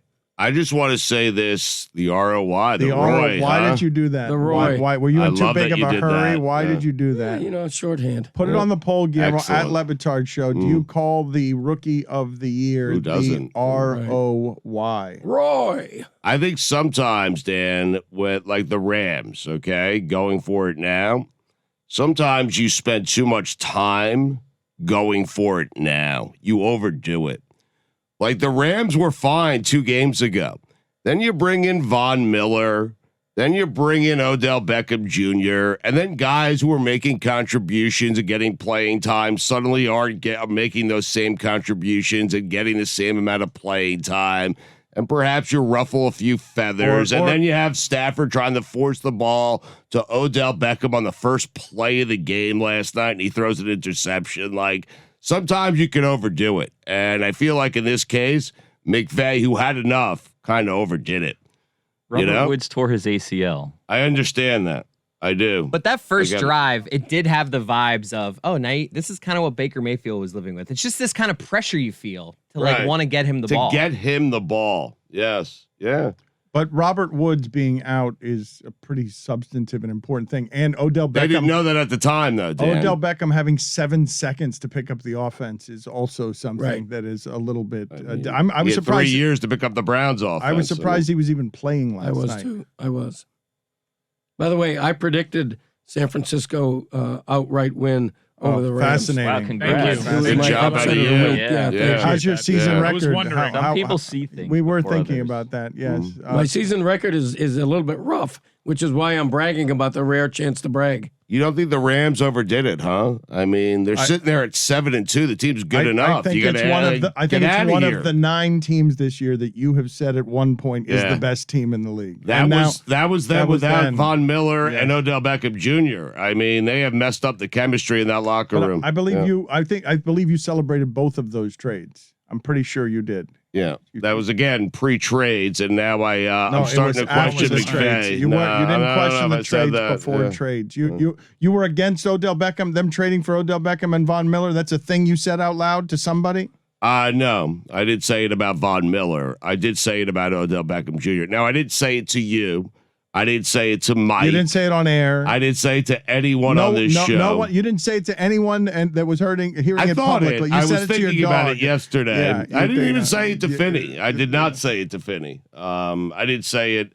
Who did I say it to? I'm trying to remember who You I didn't. said it to. You either didn't say it and are now lying, or you may have just thought it and thought it as a percolating take that never actually reached your lips. That you're just like, what position can I take here that might be a good take? I said it to Roy. That's who I said it to. Roy and I were having an off-air conversation, and I said sometimes you go a little bit too far. I'm okay with Von Miller. That's fine. Odell Beckham Jr., little too far, Dan, if you know what I'm saying. You get Stafford trying to force the ball to him. I don't want that guy around my team. I don't. Mike is happy he's gone, and the Rams are going to regret they signed him. You'll see.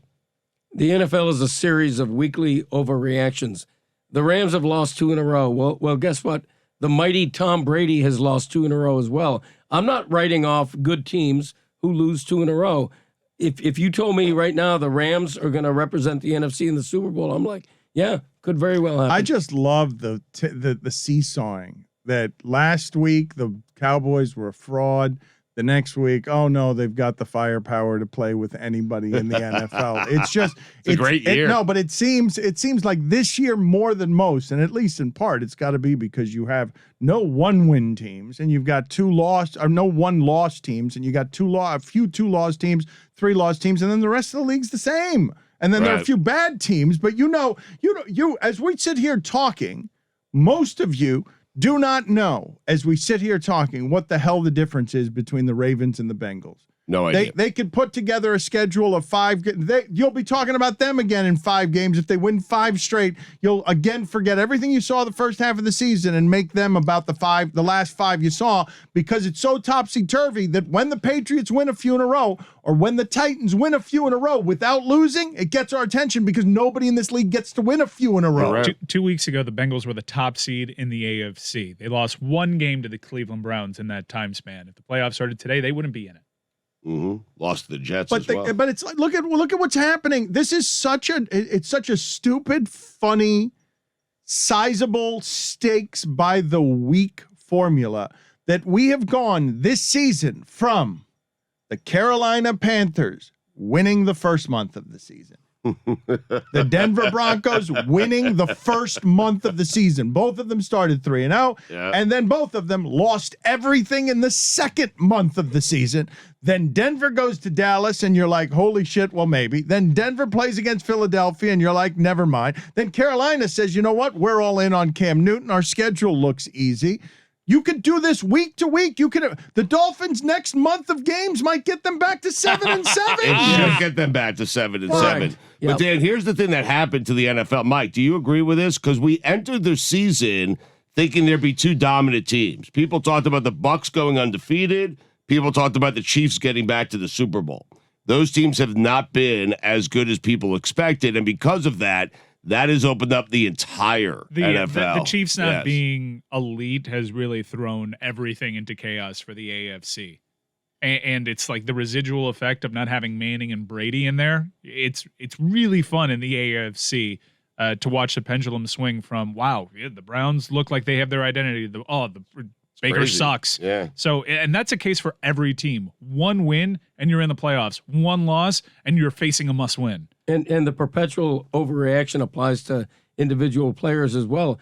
2 or 3 games ago, the narrative around Patrick Mahomes was, has the NFL figured out Patrick Mahomes? That was 1 game ago. It wasn't 2 or 3 Right. games ago. It was a game ago. Yes, have the Chiefs. Tony threw back the Chiefs in the bucket of death. The Chiefs were an underdog at the Raiders. That was not a month ago. That was happened. not weeks That ago. happened. That was a Back the few Chiefs. days ago. The Chiefs.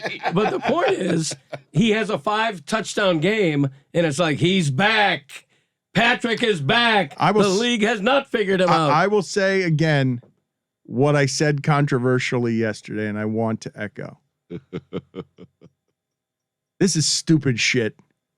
We're doing stupid shit analyzing this. Yep. Thinking that anybody that's looking at anything, that Ryan Clark isn't doing anything but playing tricks when he says Mac Jones is better than Tom Brady his first year. That our analysis is of the last 3 weeks. That we are not talking about how the hell the Cleveland Browns spent $100 million in guards last week and couldn't block anybody against the Patriots. Last week? Last week. You know what I will say again? I will say that I had the 49ers winning last night. You're welcome. Again, you thought that was something that bared repeating. Yes. Chris, can you look up your dad's record this year just against the spread and how he did last week? Because he's talking about this one that he got right. So let's see if an examination of all of his records. I can tell you. You know off the top of your head? I going into week 10, I think I was 4 games under against the spread. Ups and downs. I don't know my record this week, but I think it was pretty good. I think I'm definitely above 500 for the week. Wow. But is that really worthy of a wow? No, it wasn't. Who'd you pick in Bucks Washington? I think I had Washington covering, actually. Why are Wow. we doing this? Why are But we I would have going to check. another The wow? Green Lizard. Another wow from you for you just want to go through Greg's. You want to go through his picks on like, Wow. So after I get done with the segment saying, look how little we know, Greg Cody's like, well, no, I knew something. Yep. I knew the 49ers would I win had a last night. strong feeling. I had a strong What feeling. does that mean? Okay. I don't. A seer, a great seer of mine. You pick all the games. I know. It's not like you're handpicking games that you like. You just have to pick all of them. I mean, you're going to stumble into getting 1 or 2 right. I mean, A great seer of mine once told me A that. seer of yours? blew right past a great that. seer of mine once told me that you trust the trend, you trust the trend, but there's an opposite of that. The trend must end because the law of averages kick in. So one of the reasons I picked San Francisco, one of many reasons, is that they had lost 7 games in a row at home.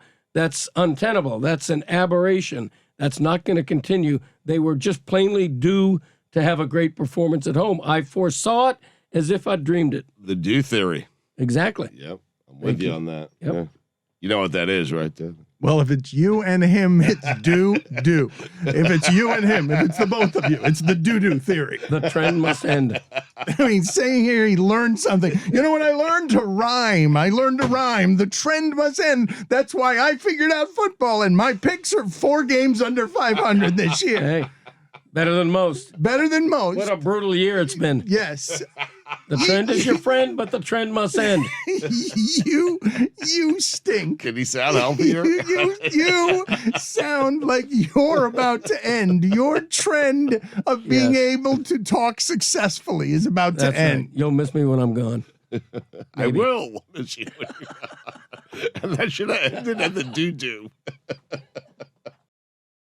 This guy's always into something. You knew that when he retired, he wasn't going to be stationary. He was going to go and tackle a whole lot of things, artistic things, business things. So he's got a memoir coming out today, photographic memoir. Dwayne goes on sale today. You can find it wherever books are sold. And one of our favorites, Dwayne Wade, with us here. Thank you for joining us. Why did you end up deciding to do this? Is it you've always had an eye for photography? You've always been somebody who's enjoyed the photo shoots? Well, first, I wish you said when you started, you said you always knew he was gone. I wish you would have told me. I wish I always. This wasn't something that I planned to do. I didn't take the photos. I had a photographer, Bob Metellus, who was with me for it started in 2010, and we actually millions of photos, a lot of private moments, a lot of personal moments. And when I put together my last season, this was actually one of the things on the docket for me that I wanted to do. The documentary was one, Last Dance was one, Jersey Exchange was one, and coming out with this photographic memoir was the next. So I took over 200 photos that Bob and I have stashed away. And I just wanted to be able to tell my memoir through visuals and not just words on the paper. You show us so much of your life, Dwayne. You really let people in. Why? I don't know. I don't know if I got a right answer to that, but I guess the biggest reason is because, just understanding when you go through life and you get people who, I get to go out in the world, before COVID and, touch people, and you get to understand that the things that you go through, the things that you speak out on, that you stand up for, it helps so many others, it helps so many families. And, I think my family and I, we go through so many things that in our community, people don't understand. Like even something as simple as surrogacy. Surrogacy is looked at as a Hollywood thing. And so we had to come out and, kind of talk about it. And because a lot of people in our community was like, we don't get it. And so it's just, you go through things in life, and, I feel like it's a part of my responsibility to share them and to help someone else be better, and, maybe use some as inspiration to be inspired by something. Maybe don't do what I did, go the opposite direction. But whatever, just sharing all the things. Dwayne, which photo are you proudest of? Is there one or two? It's hard because we hand selected all 200 of them. I have 2 million photos with Bob. So to go through, collect and pull out 200 other photos was obviously very tough. But I think for me, it depends on when I open a book. Every time I open a book, I feel like my eyes lay on a different photo, and it takes me back to that moment. And so I can open a book and see the game winner versus Trevor Ariza in the Garden, and it's going to take me right back to what was going on, who was on my team, all these things, like who picked me up, Alonzo grabbed me and stuff like that. Like it takes me back. Dwayne, I've always admired the way that you talk about your relationship. It seems like an extraordinarily strong union. I'd love to know what you've learned or what you've been taught by Gabrielle Union about love, and by Zaya, your daughter, about love. Yeah, I like to think that Zaya told me that love is all the time, that love is every day, and it's not when you're ready for it. And I say that because when Zaya comes home at 8 years old and tells us that she's gay, when Zaya comes home at 12 and tells us that she's trans, the confidence that she has in our love, she's it's been all the time, it's been all day, every day. And so she showed me that it's just not when you want to show love and when you want to show that you care, it's all the time. And so I believe my wife have shown me, through her love and support, and our growth as a family, is you can accomplish anything through love. And she supported me, at my lowest of lows, and has helped build me back up. And so you can accomplish anything with a little love, in your life. What kind of challenges were there for you when you have an 8-year-old come home and tell you that he is gay, and then at 12 years old that she is trans? Well, the biggest challenge is not knowing anything. When you don't personally have someone in your family that's affected by anything or go through certain things, you don't take time to learn about them. You don't take time to really care necessarily, because it's not happening to you or it's not happening to your loved ones. And so I never took the time. I think before Zaya came home at 8 and before she came home at 12, I like to think that I started to to watch her, to notice certain things that she would say, to notice certain movements, to notice certain things, to start asking questions around 6, around 7, or whatever it was. So when she came home, was I surprised? No, not at all. But I wasn't ready neither. I didn't have the knowledge. I didn't know anything about the difference from transgender to transsexual. What does that mean? I didn't know anything about her gender. Like what do I say? What do I call you? What do I like? I'm ignorant in this space. And I just did what I normally do, just like I would do in sport. I just went to work. I just started asking questions. My wife and I started, reaching out to doctors, trying to get answers, reaching out to Zaya's therapist to try to see what she shared with her. Just all these things, trying to make sure that we didn't sit on the sideline and we actually got in the game. No pun intended. Did it take you days, weeks? Like, how does that work with acceptance and getting over your patterns and getting past your ignorances so that love can conquer there? Well, acceptance come in when I held my daughter in the hospital. When I looked at her, and as a father, I said, these are all the things I'm going to do. I'm going to love you. I'm going to protect you. I'm going to provide for you. Acceptance come at that moment. Now learning and along this journey, that comes once she come home and once she tell us, I'm in my wife right away. After our conversation, we went right upstairs. We got right to it. We got right to reaching out to our friends. We got right to reaching out. The thing in this world that's good, you can DM people. We got right to reaching out to our friends that was on the show Pose, a very popular show. That actually Zaya and I watched together for the first time. You just go to work and you just get the work done. And so when you have the next conversation with your child, you have the right questions to ask. You have the right verbiage, and so forth and so on. So that's what we did. What'd you learn, Dwayne? What did you both learn, I guess, that helps you understand the most? Lead with love. Right. Everything else you can learn.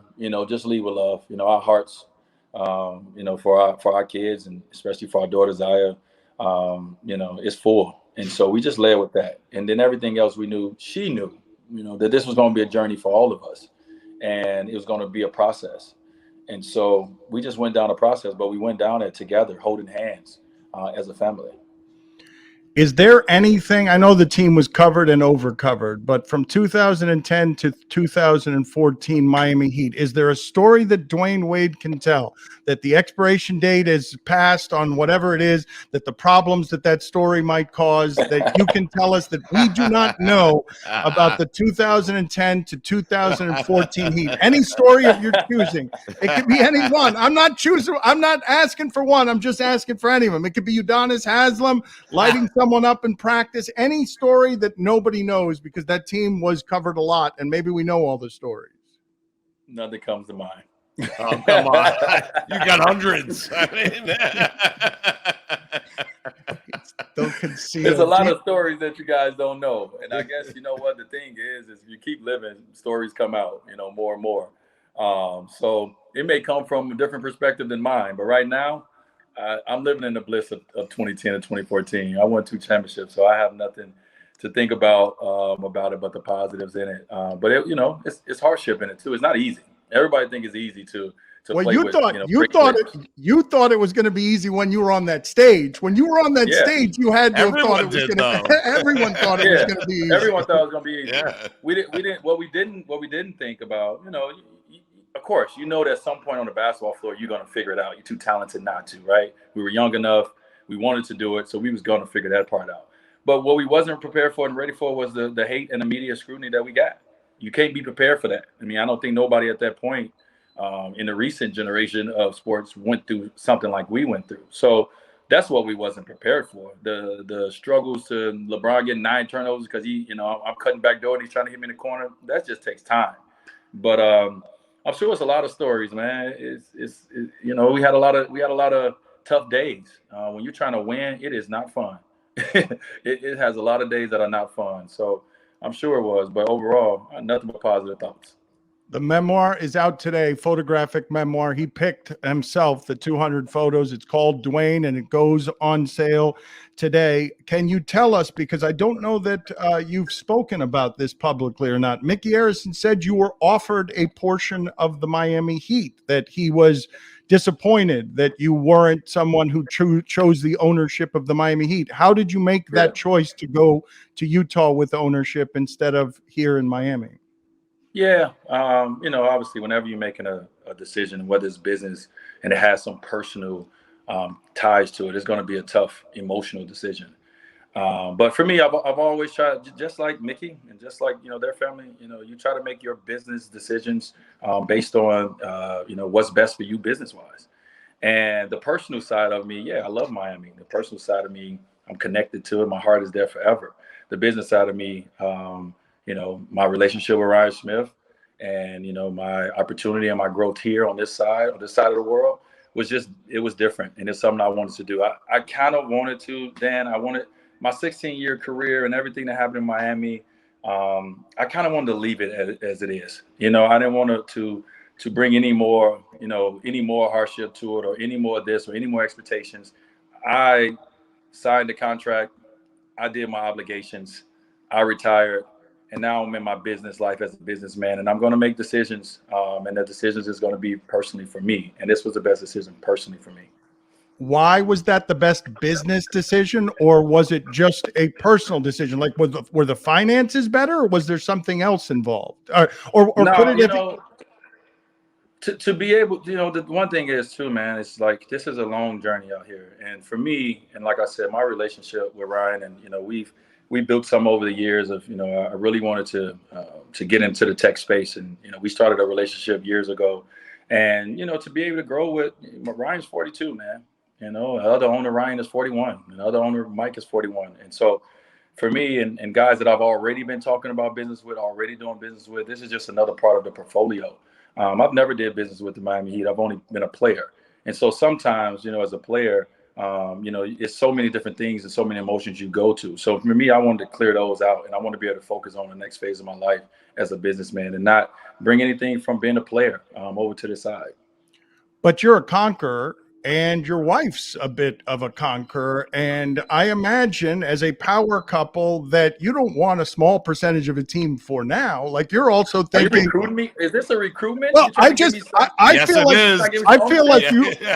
feel like the way LeBron is buying things up, that Dwayne doesn't want to be a minority partner, that eventually Dwayne wants, I figure you guys want to own teams.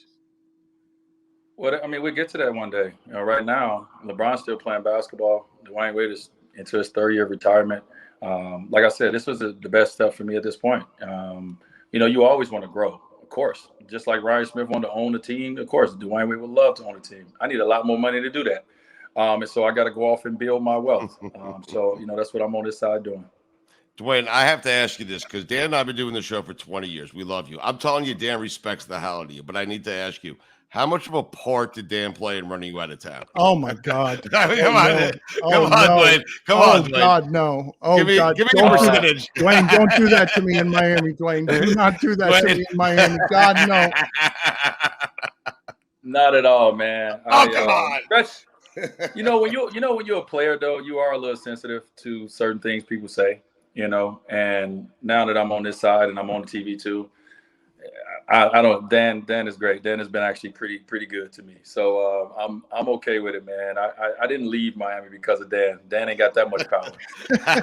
Just a little though. Again, check out the memoir, photographic memoir. He has always had an eye for the artistic. Thank you, Dwayne. I think and I hope that you know how much we have admired you. And somehow, and I say this sincerely, I really do, you have somehow been as a man in teaching us things that need to be taught during this time, from Trayvon Martin to your own household. You have been every bit the man that you have been as a basketball player, which is a startling thing to say given the basketball player you were. So thank you for making the time for us, as always.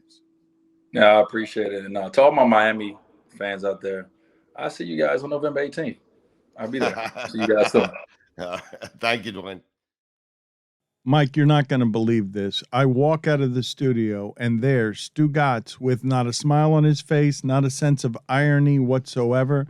Stugotz is wearing Greg Cote out, a Greg Cote who's not listening, giving him advice, unsolicited, unwanted, unasked for advice, right, on how to take care of his voice. Yes, yeah. Salt water. Like with great expertise, he's coming over and he's sipping salt water, and with no irony whatsoever. Right. He's telling Greg Cote what he needs to do. Greg Cote is not listening to him, not paying attention, is going to continue to mistreat the one thing we need around here. Let me please just address this for a second. Not Greg Cote, okay? What's going on with me? I appreciate George Sedano's concern. I appreciate everyone's concern. I myself am concerned. To suggest I'm doing nothing about it is absurd. It is ludicrous. Right, because now I'm doing something about it. Because during the break, you were drinking salt water, and you were telling Greg, look how much better my voice sounds. Mike, with no sense of irony, he just said to me under his breath, speaking privately in the studio, I don't know what took me so long to do it, but it has helped me. To go see a doctor, too. So the stuff that, perhaps I would be worried about, or you as listeners of the show would be worried about, because you care about us, you care about me. I appreciate it. I'm grateful. We have checked the boxes. I am fine. Okay. I've been to 2 doctors now. Now I'm not saying. What are the boxes are we checking? The big stuff? If people are worried about ticker? Yeah, they're worried about the big ticker. They're worried about the set of lungs. They're worried about the throat. The big C, which I don't want to say, okay? Now, listen, perhaps I let the smoking get away from me just a little bit. during the pandemic. Well, after my mom passed away. It's a very stressful time. I'm being honest with the audience. And I needed something of vice to deal with what it is what it was, and what it continues to be, that I am going through. Was, and continues to be. I'm not certain if I'm speaking proper English, but that's always been normal for me. Of vices. Right? But I'm just addressing this because enough people have expressed their concern. We are trying to get to the bottom of it. I sound better today than I did yesterday. I sound better this hour than I sounded last hour. My hope is I will sound better tomorrow than I do today. I have gotten rid of the heaters. It's been difficult. I am moody. Mike will smell my hand today and tell me it still smells like it's going to take a good year to get all of that off of me. I can confirm your statement that you're moody. Yes. I heard you muttering. Yeah. Mike only thinks his sports takes are right. That was yesterday. Yeah. Oh, I needed one bad yesterday, man. And so what I did was lash out at you. I mean, I'm going to smoke you. That's what I'm going to do. Listen. Hell yeah. Is that a threat, or do you have an HR violation? That's a weird visual. So Mike's going to smell my hand every day, and I'm telling you, a year from now, it's still going to smell. What? You just washed them. I did. But I didn't have a heater. Mike, I have not left these studios in 2 days. You've noticed. The idea of smelling somebody else's fingers is just awful to me. That could be a grid of death punishment for me, and I wouldn't want to do it. It's a fair point, Chris. by you. I am finding I don't know what just happened to me, but I felt less alone looking at you. because there is something that is causing me great disgust about not just Mike Ryan wandering around smelling fingers, but smelling those fingers that are a little shorter. They're sausages. They're hairy. You don't know where they've been. Excuse me, but what are you guys doing to help this situation? Get off the bench and get in the game. Yeah, Mike is in the game. He is in the trenches with me. He is checking on me on a daily basis to make sure I haven't smoked. Mike, I'm saluting you. I am complimenting you for being able to go bravely as a producer where I'm too disgusted to go. And I find comfort and soothing in the fact that Chris can't go there either. I am palpably disgusted. It's worse every time you come in here and smell his fingers. Speaking of disgusting places to go, the garage that we park in every day. I have not gone there Mike. I have not gone out there in 2 days. That's where he gets the heaters. That's where I have the heaters. That's where he gets the secret heaters. It's got to be one of the saddest visuals anywhere in American visuals. Honestly, Stugotz smoking a heater in that bathroom with in that garage. In that dirty garage with his short fingers. Oh, it's the worst. I mean, I have never felt worse about myself except when I buy weed at a flea market. I mean, 2-block radius. The cigarettes are longer than your fingers are.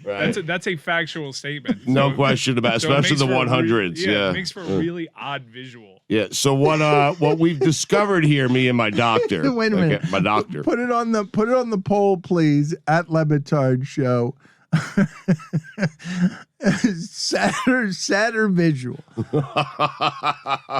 Stugotz smoking a heater at the Cleveland garage, or Stugotz buying porn at the flea market. Go ahead. I mean, a little smut. I mean, wow. Could be the first 50-50 vote. Smut. It is tough. It is I love Stugotz just going through and browsing before buying at the flea market on the porn. You haven't experienced real joy, Dan, until you turn a magazine to the side and play, and you take the pullout out. I mean, you just haven't done it. Yeah. Put this on the poll as well, too, at It just falls out. Have you experienced real joy before the magazine pin-up falls out? So anyway, I have been dealing a cologne sample, like a really nice cologne sample, right before it falls out, just to get you in the mood, you know? In the mood for what? In the mood to be attracted You never did yourself? that? Like a cheap porn magazine, little smut, and you take the cologne sample, you spread it all over your neck. I mean, no. You should try it. You haven't lived yet. Okay. I mean, all right, I'll wait to live. Thank you. We can simple pleasures of life, Dan, in a flea market. So I will just tell the audience that is concerned about me, okay? I've been dealing with a sluggish thyroid for, 12 years. And I've been taking a medication called Synthroid for about 12 years. It doesn't work. It makes my body sore. It makes me tired. I think Dan had experience with this. And I am seeking a different medication because the one I'm taking, I can't function correctly. And so because I'm off the medication, I am phlegmier. And I'm not, listen, the heaters don't help. What I do at night when I get home does not help at all. I am acknowledging that right. The dead shows do not help. The drinking doesn't help. Any time spent in the flea market doesn't help. Okay. This is a good apology. All the free cologne samples certainly not helping. Okay. But I'm without my medication right now because I will not take something that's going to make my body feel the way it has felt for 12 years. For 12 years. You are taking it. You've taken it probably too long. No, I am done taking it. I have put my foot down on Synthroid. I'm not saying it's bad. You did say it's bad already. It might be good for some people. It's not good for me. It makes my body hurt. Okay, let's get out of your medical history. Okay. I wanted to address it. People are concerned, and I appreciate it. They are very concerned. Thank you. I addressed it. We have checked off all the major stuff. Always listening. It's just part of the Why have you told us to listen so many times during this segment? I'm not certain. Greg, Cote, what's your excuse for your voice? Well, listen, people who wonder, I take care of myself like you wouldn't believe. You don't drink any water. I have a phalanx of Water's doctors. bad. Water's not bad. Now, listen, this is what I've learned. Look it up, okay? Water is bad. Sometimes water. Yes, you should keep is your mouth hydrated. Sometimes water is bad when you're drowning. Well, Dan, I'm just telling you, in Greg's case, it could, for a moment there, he drinks it. I know what you're experiencing. Yeah. You drink it and the phlegm starts to come up. So if you're just sitting at work and drink water, that's fine. You don't have to speak into a microphone.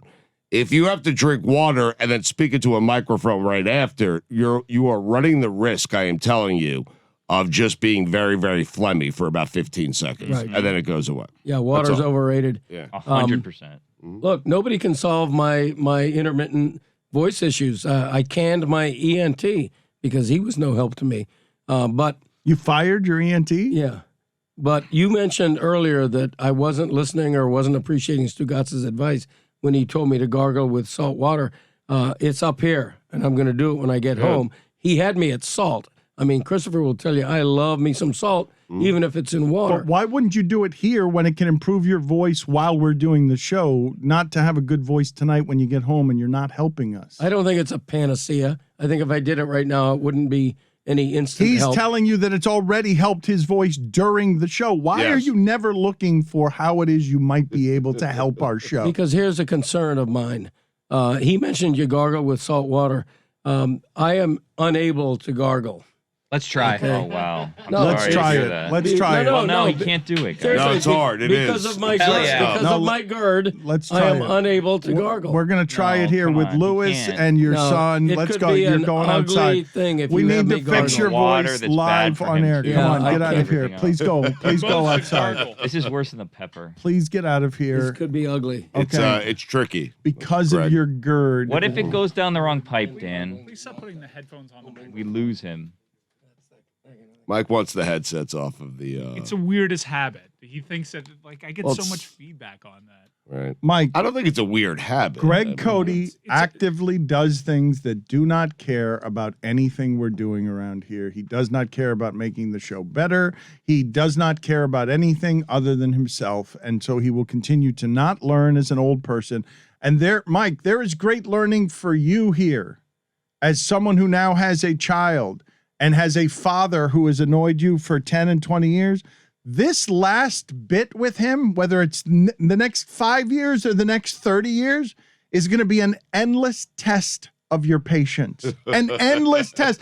This is not Like going it hasn't been. This is not going to get any better. No, but what I'm saying is to complain about him putting the headset on the microphone is to complain about, why don't you take care of your voice some? It would be good if you sounded okay. But this is how it's going to be the rest of the way with Greg Cote and with Stugotz. Because I think it's considerate the headphones on the microphone so it doesn't fall, possibly break. Why are you throwing me into the Greg Cote bucket there? I am making efforts and I just explained myself You very can't- clearly you as don't to have- what's You don't going have the on. moral high ground for doing this for 12 hours, okay? What do you mean? You've righted your wrongs that we've been begging for months. You've started yesterday. Right. You can't No, talk he about wants it like the it's in the applause. past. No, he I don't wants- want any applause. I started you don't last not- week, you don't as a have matter the of moral high fact. ground here, Stu. I'm not saying that I did. I You're started. gonna have to prove it. I started last week. I'm trying to. your voice okay? was crap at the start of today's show. And you would Yesterday, your acknowledge fingers it's better smelled like right shit. now, Your right? fingers smelled bad yesterday. because you decided to take salt water. Thank It's not you. even 12 hours. It's Yeah. like minutes ago. You want Right. the credit for the moral, Do what I have to do. a moral high ground that you arrived at seconds ago. Yeah, it was a little cold this morning too, by the way. So listen, I'm just taking measures. Listen, I'm doing. You're doing it in the playoffs, guy, and you want credit for 12 hours of work. No. I 12 will minutes. listen. We'll see if it continues into next week and the following week and into the winter and through the new year and into the spring and into the summer. Oh God, I'm going to Mexico. I got 6 dead shows in 11 nights. Oh my God. It was a bad time to quit. To be honest, it just dawned on me. But I'm seriously taking measures to try to fix this because a couple things. My health means a lot to me. My family means the most to me. This job means a lot to me. And I want to be healthy. And so I'm not saying I was Rank those unhealthy. 4. Okay. I'm not saying I was unhealthy. I'm telling you, this is a medication and a sluggish thyroid issue. And I'm trying to fix it. Okay. That's all I can tell you. Which of those 4 is most important? The family you said was most important. Which 4 did I say? I think you said your health, Right. your job, Your Health. family, you said, was most important. He's just Health. writing it down. And then think- there was something I think else. it was just those three. It was Job, the show, family, the family, and health. Yes. Right. I left sports out. Jets out. Chris is screw exasperated the dealing with Jets. his father. How about where Gamble. does rooting for the failure of others land on there? It's certainly in the top It's top 4. 10 for me. Yeah. Yeah. I like when others fail. Really? Yeah. Yeah, I have, feel like Stugotz is a supportive teammate. no, we have agendas. No. I want you guys to Yeah. to succeed. I Yeah. want everyone on the show to succeed. I root Just for our other enemies. people. Yeah. Like We I'm have not. enemies. You think I'm rooting for McAfee? I mean, what do You want McAfee to He's your enemy? No, I McAfee, mean, I'm not exactly rooting for him. McAfee is your enemy, though? You've turned him into. Since when did he become your enemy? Since he said no to coming on my podcast. He didn't even respond. Yeah. I mean, how about some respect? I mean, geez. I mean, you're either with me or against me. I mean, like McAfee would come on this show, the platforms, we would share it with him, we promote him. I asked him to come on my podcast. Says he doesn't respond. Ghost me. It's amazing. Your voice is sounding better. Thank you. Salt water. I'm telling you Chris, guys. how did that go with Greg Cote while you guys were out there? Did he successfully It gargle? was just a classic example of him saying something, and then we finally got him to do what he said he couldn't do, and he can do it. Go ahead, Dad. Gargle can for the gargle? people. Well, first of all, it's the reason I didn't used to be able to gargle when I'm not on my GERD medication, but Yeah. McGillicuddy gave me a new script for omeprazole, and so I'm all omeprazoled out. Which Is that one of the means- side effects?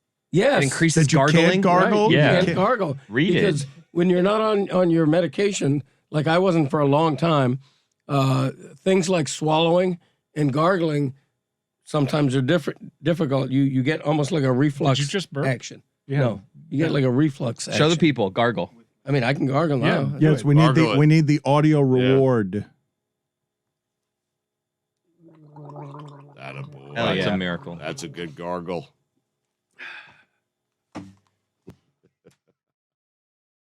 Stugotz, we've got a personal show attorney. He was the star somehow of the O.J. Simpson documentary for ESPN that won an Oscar. And since then, he has been our show's attorney and the guy we go to when we need consultation on big American legal matters. He is, if you're not familiar with his resume, along with Johnny Cochran, he has done groundbreaking work in Los Angeles. Even this week, Carl, right? You got a record settlement against the police force just this week because you have been, for across 4 and 5 decades, you have been doing work to try and correct some of the injustices in the police system.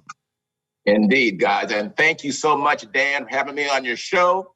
What's taking you guys so long? My goodness. I should have been here before now. I know, you're so right. right about Yep. that. So this week, though, help us with some expertise here, Carl, because I think and fear that Kyle Rittenhouse is going to get off in a way that outrages America. But while I'm watching the trial and the facts of that trial, Carl, I think that the defense has done a better job than the prosecutors on what you would have thought would be a slam dunk case on how can you go across state lines with a military style rifle. That's going to be seen as something that's reckless. And Carl, the undercurrent on this is if that was a black boy of the same age, he would be dead. He wouldn't be wandering the streets. But I do not believe that the prosecution has proven its case here. Do you? It's interesting, Dan, because there's an old saying in sports, you still have to play the game. That's why they play the game. And the Kyle Rittenhouse trial really shows the dynamics of that in a litigation context. That's why you have the trial. There were people 28 years ago that had this representation of another high-profile case, and all of America thought that one was one-sided. But again, that's why you have the trial. In this case, I agree. The defense has done an interesting job of not proving that Kyle was innocent. You got to understand that. But it's in raising reasonable doubt. I thought it was really telling when they talked about the fact that there were dozens of people that were surrounding Rittenhouse, but he only chose to fire at those occasions when people were lunging toward him. And that may well create some doubt in the minds of some of those jurors, at least. What did you think, Carl, of some of the behavior of the judge, including not allowing the word victims to be used, but telling people that looters and rioters, that those phrases were okay? It's very easy, if you've made up your mind without listening to the facts of that trial, to assume that this judge is actively trying to help Rittenhouse. I could see how, if you already believe that going in, you'd get confirmation from his behavior. Well, you can also look at the way that Judge Walmsley went after the prosecutor for doing things that he thought was untoward. It's very rare that you would see a public braiding of a prosecutor in the way that I've seen that. Now, Dan, I've been practicing law for 42 years. I spent most of that time suing police officers. So it is not unusual for me to confront judges that I think are biased or one-sided. I try race cases. It's not unusual for me to interpret some of the rulings as one-sided or biased. I'm a plaintiff.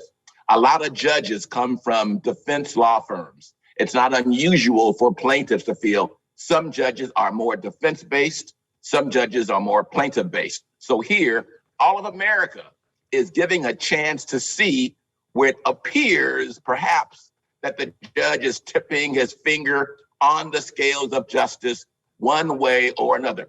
I wonder how the dynamics of this entire circumstance would be different if one of the victims who had been shot were African American. I would not be surprised to see Jesse Jackson and Al Sharpton in Kenosha if that had been the way.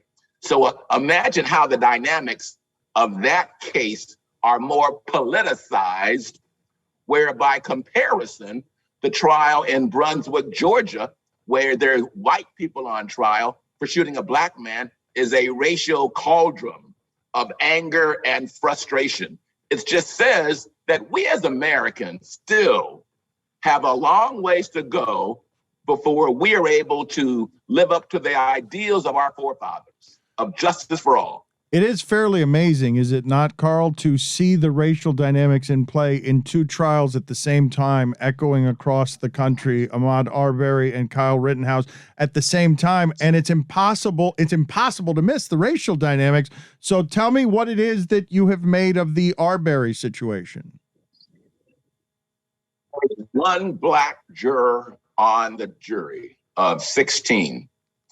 Brunswick, Georgia is a small bedroom community about an hour north of Jacksonville, about an hour south of Savannah. I don't know what is going to happen, but many of your listeners, Dan, don't really have a full understanding of the extent of the racism that happened to Mr. Arbery. All we saw was like a 20 or 30-second clip at the very end.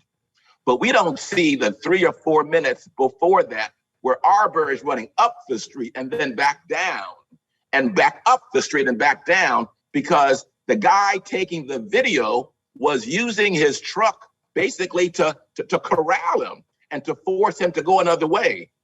And that's really harkens back to slavery days. And so all of the connections that people are hearing to a lynching or a public lynching, I understand it.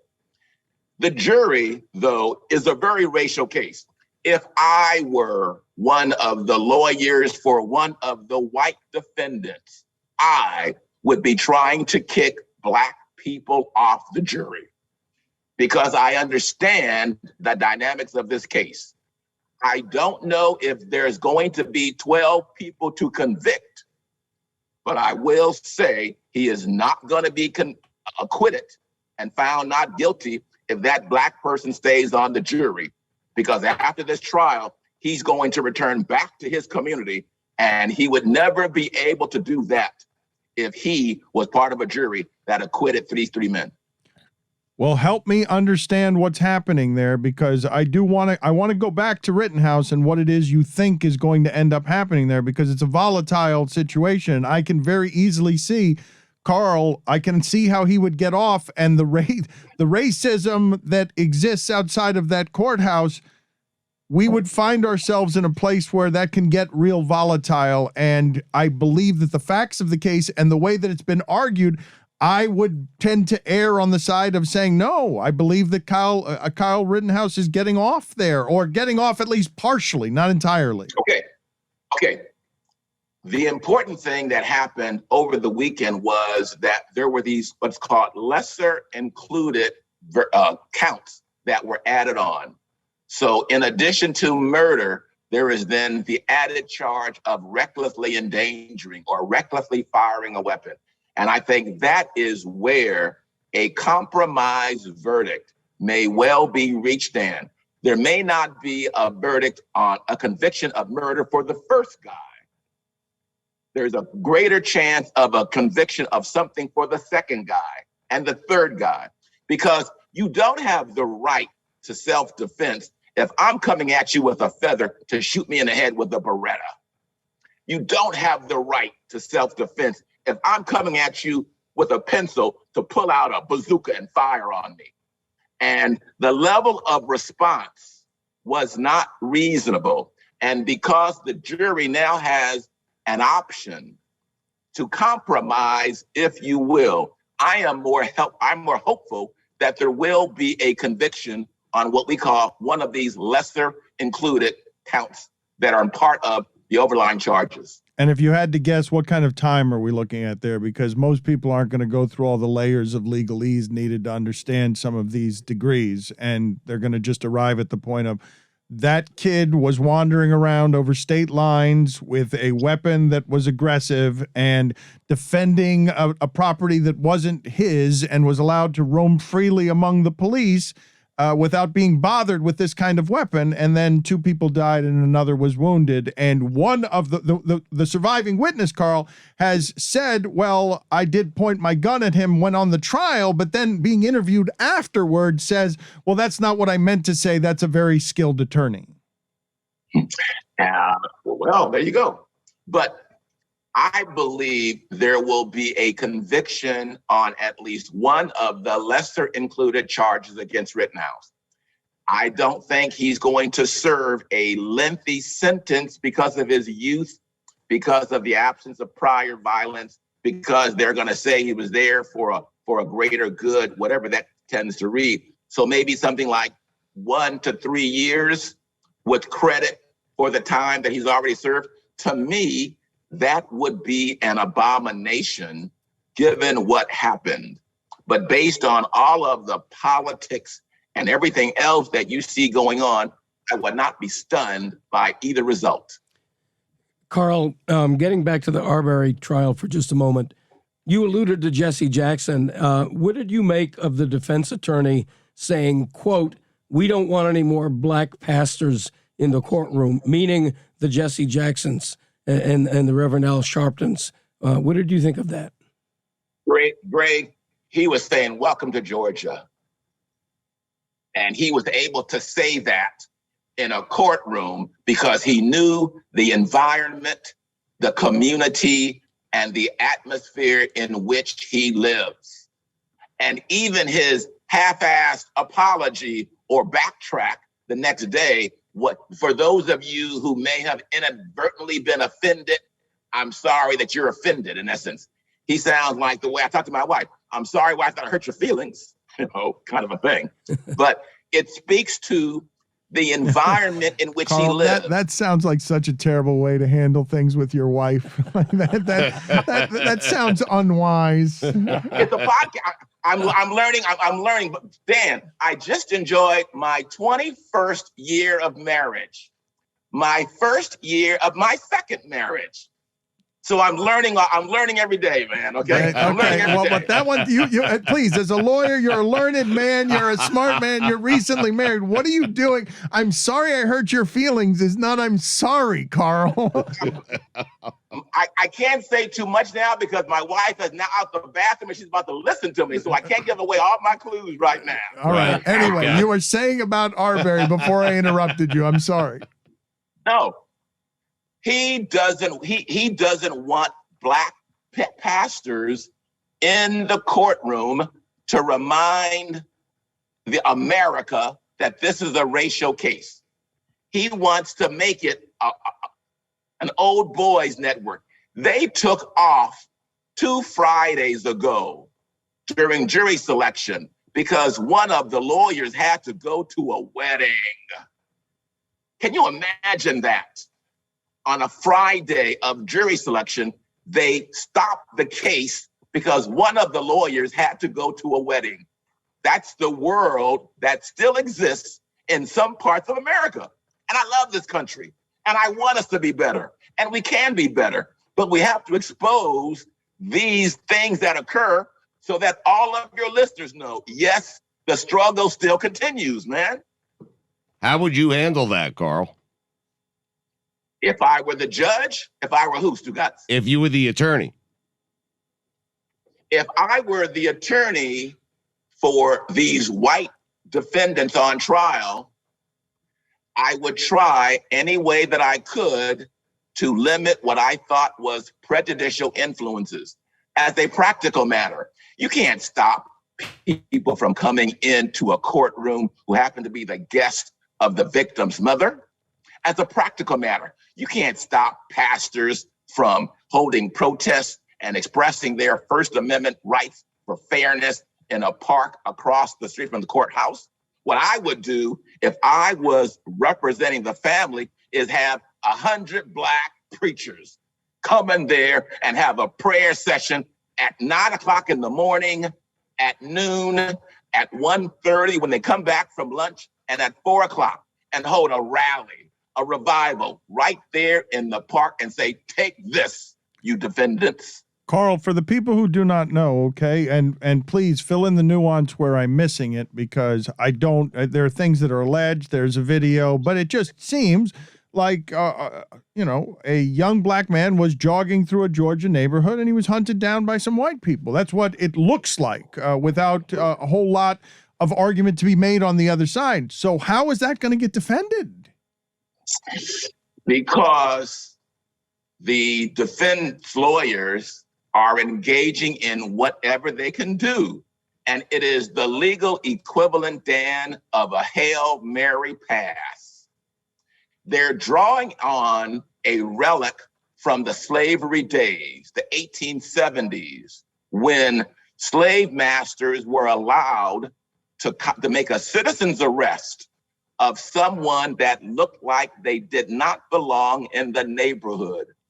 In the 1870s, that was, if I saw a Black person walking around the streets of Georgia, and we're a slave state, I know he's a runaway slave. So I have the right to make a citizen's arrest because I feel he does not belong in the neighborhood.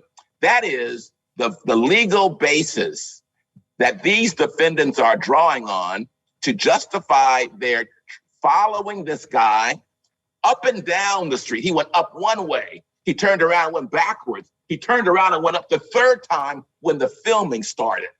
And they were saying we were making a citizen's arrest because we've had burglaries in our neighborhood. Because this guy, though he was 2.2 miles from his home, did not seem to belong here. So we, as the good citizens, one of whom used to work in the district attorney's office as an investigator, one of whom was his son, decided to take justice in their own hands. The third guy just saw them chasing the brother and decided to join in. Give me a break. That law was so bad that the state legislator in Georgia canceled the law, but only last year. That's the environment, Dan, that we find ourselves in, even in 2021. Carl, when you talk about that 1870s law and the Arbery case, that's echoes of Trayvon Martin, right? The same kind of thing. You don't look like you belong. So I, as the protector of the community, are going to take the law in our own hands. We do want our neighbors to be engaged. I know the neighbor who lives next door to me, but I don't know the neighbor 2 doors away. And that's a problem, I get it. But we can't have, when that concept, which is fair and understandable, is cloaked under the umbrella of racism. And Dan, you know, I don't say woe is me, man. I am black. I was born black. I'm gonna die black, but I don't wanna die because I'm black. So I don't do woe is me, but I have to make sure that your listeners understand it is a problem in America and we have to make it change. And I so appreciate that you guys allow me on your show, on your podcast, so I can provide a viewpoint and I have a platform that I would not otherwise have access to. And I just wish you guys would have me on more often. Okay, Carl. Well, we need He's awful, right, though, we Dan. need awful things to stop happening so that we have you on. We want to ask you about the Gruden case, but basically, to condense it, Carl, are you saying that the defense in the Arbery trial is basically going to be, hey, we're Georgia, we're white, we're allowed to be in charge. This is going to be a trial about our culture and our history, and we can police a neighborhood if we want? No, it's not going to be. That's going to be the undercurrent. There was a law that was valid. We were fair-minded people trying to protect our community and making a citizen's arrest. And this guy, for some reason, who didn't live in our area, came at me, and I want to protect myself. And he grabbed the gun, and I had to struggle, and I had to defend myself because he was going to grab that gun and shoot me. And before he shot me, I had to shoot him first. And I'm sorry that he's dead, but I shot him because I had to. Carl, speaking of John Gruden, Dan mentioned it earlier, does John Gruden, he is threatening to sue the NFL and Roger Goodell. And I see the look on your face, and you don't seem very happy about that. But I am wondering, does Gruden have any sort of case here? I was in Vegas Sunday to watch the game. Good seats. I enjoyed the atmosphere, but John Gruden is simply making a money grab. He has buyer's remorse. He says that the league consciously leaked information to hurt him.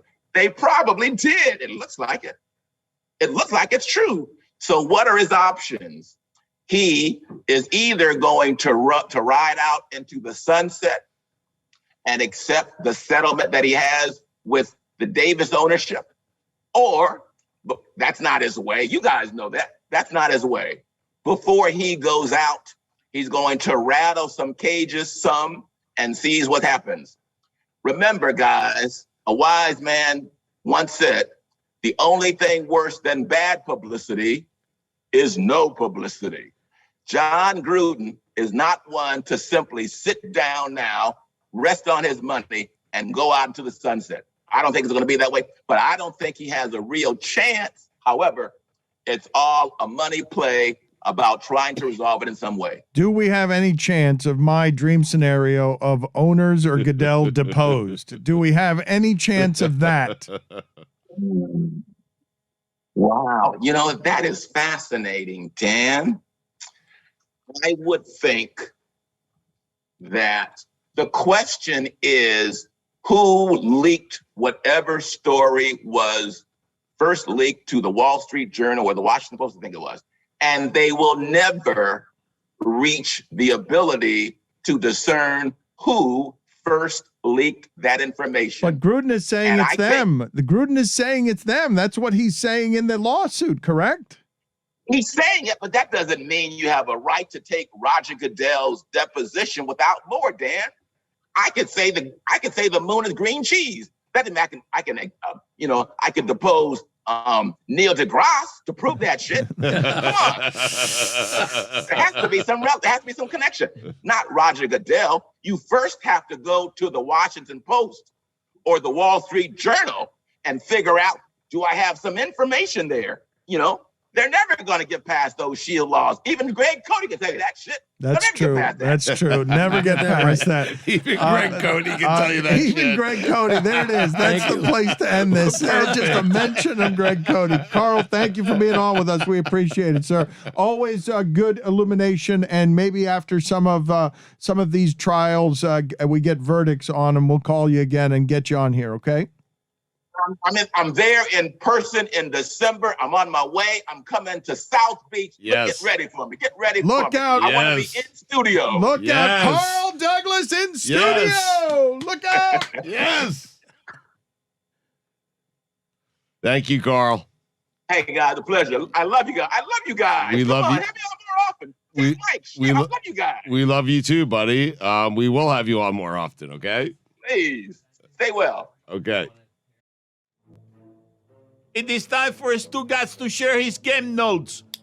No one in the media will tell you what happened better than my boy Stu. Dan, after a 2-0 win over Mexico, U.S. men's soccer was so close to being back for a record 22nd time. But in walked a quarterback we haven't seen in a while, a former MVP, and with 2 plays that tallied minus 11 yards when you include penalties and 2 touchdowns, and led the Panthers to a 34-10 win. Dan, Yes, he is. make no mistake about it. Can't make a mistake about it. PJ Walker is back. Yeah, XFL MVP. Cameron Newton, welcome back. As for U.S. men's soccer, do it in the World Cup. No. They were so close to being back. No, 2-0. 2-0. Do it on the big stage, Dano, where everyone's watching, not They- 9:30 but at night in but- Cincinnati, okay? Apparently, like close to 5 million people were watching. So Wow. Mike Ryan was there. Wow. Chris Whittingham got sick being there. Frigid. Chris Whittingham called it the best sporting event of his life. I mean, Whoa. he hasn't lived. I mean, jeez. I mean, of his life? That's Did he a go to pretty- any of the Heat finals? If you care about soccer, Mike, you were there. Where does it rank on your experiences at a being in person feeling something? It was a great atmosphere. So it's top 10 for me, yeah, no doubt, in terms of atmosphere. God's patriotism and nationalism, I like get that it. stuff is I like get it. powerful. I get it. It's get it. USA Mexico. So and it may be the last USA Mexico qualifier, maybe ever, considering how they're going to go about World What is Cup Cody qualifying. smiling about? Cody with a big giant soccer smile on his Here face. in the United States, I meant they play in Azteca. I was Fine. telling Good Whitty one. during the break that I'm following the U.S. men's team again. For the last 10 years, I've been really into the women's national team, not so much the men, but now the momentum for me is gaining. I think the tide is turning a little bit. You would like to see him do it in the World Cup, though, right? I think that's a very Yes, valid right. opinion. Yeah. Yes. Got to Big make the stage, World Cup. yes. Got to make the World They Cup. couldn't do it do last week in the World Cup. That wouldn't have been possible. No, No. But your voice sounds better. does it? Salt water? No. No? You're being kind. On a technicality, technically was in the World Cup. That's part of a World Cup competition. What you commonly refer to as the World Cup is just merely the World Cup finals. Once you get through the qualification process, this is actually the World Cup that you're But watching right now. it's called the Gold Cup, isn't it? No, this is It's World a Cup qualifiers. World Cup qualifier. I mean, but Not do the it, World Cup. I thought it was La Copa Oro or something like that. Do it in the World Cup, Mike. That's right. Not qualifying, not any pregame matches. Yes. Get to the big dance and do it there. Exactly. And start dancing. How's that sound? Anyway. They were almost back. I mean, Cam Newton did it, not me. Don't blame me. The Lions have a chance to be the first team to go 0-16 and 0-16-1. What an opportunity. No, what do you mean? in their history. Yeah. They have an Oh, to go 0-16. both. I see Yeah. what you're Yeah. saying. Yes. They've already okay. gone 0-16, Yes, Dan. right. My bad. I Now thought. they're going for 0-16-1. Yes, Reach for the stars. Incredible how bad they are. it is. Yep. Back-to-back losses 4 interceptions. Dan, I know you want to say it.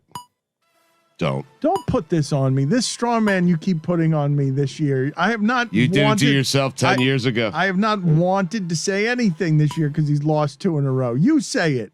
I'm not saying anything. I'm warning you not to say it. In fact, I'd advise you to not even think about it. Don't do it, Dan. I care about you. Oklahoma. Blah, blah, blah. Lincoln Riley. Blah, blah, blah. Tough blow for Robert Woods. Bobby Trees.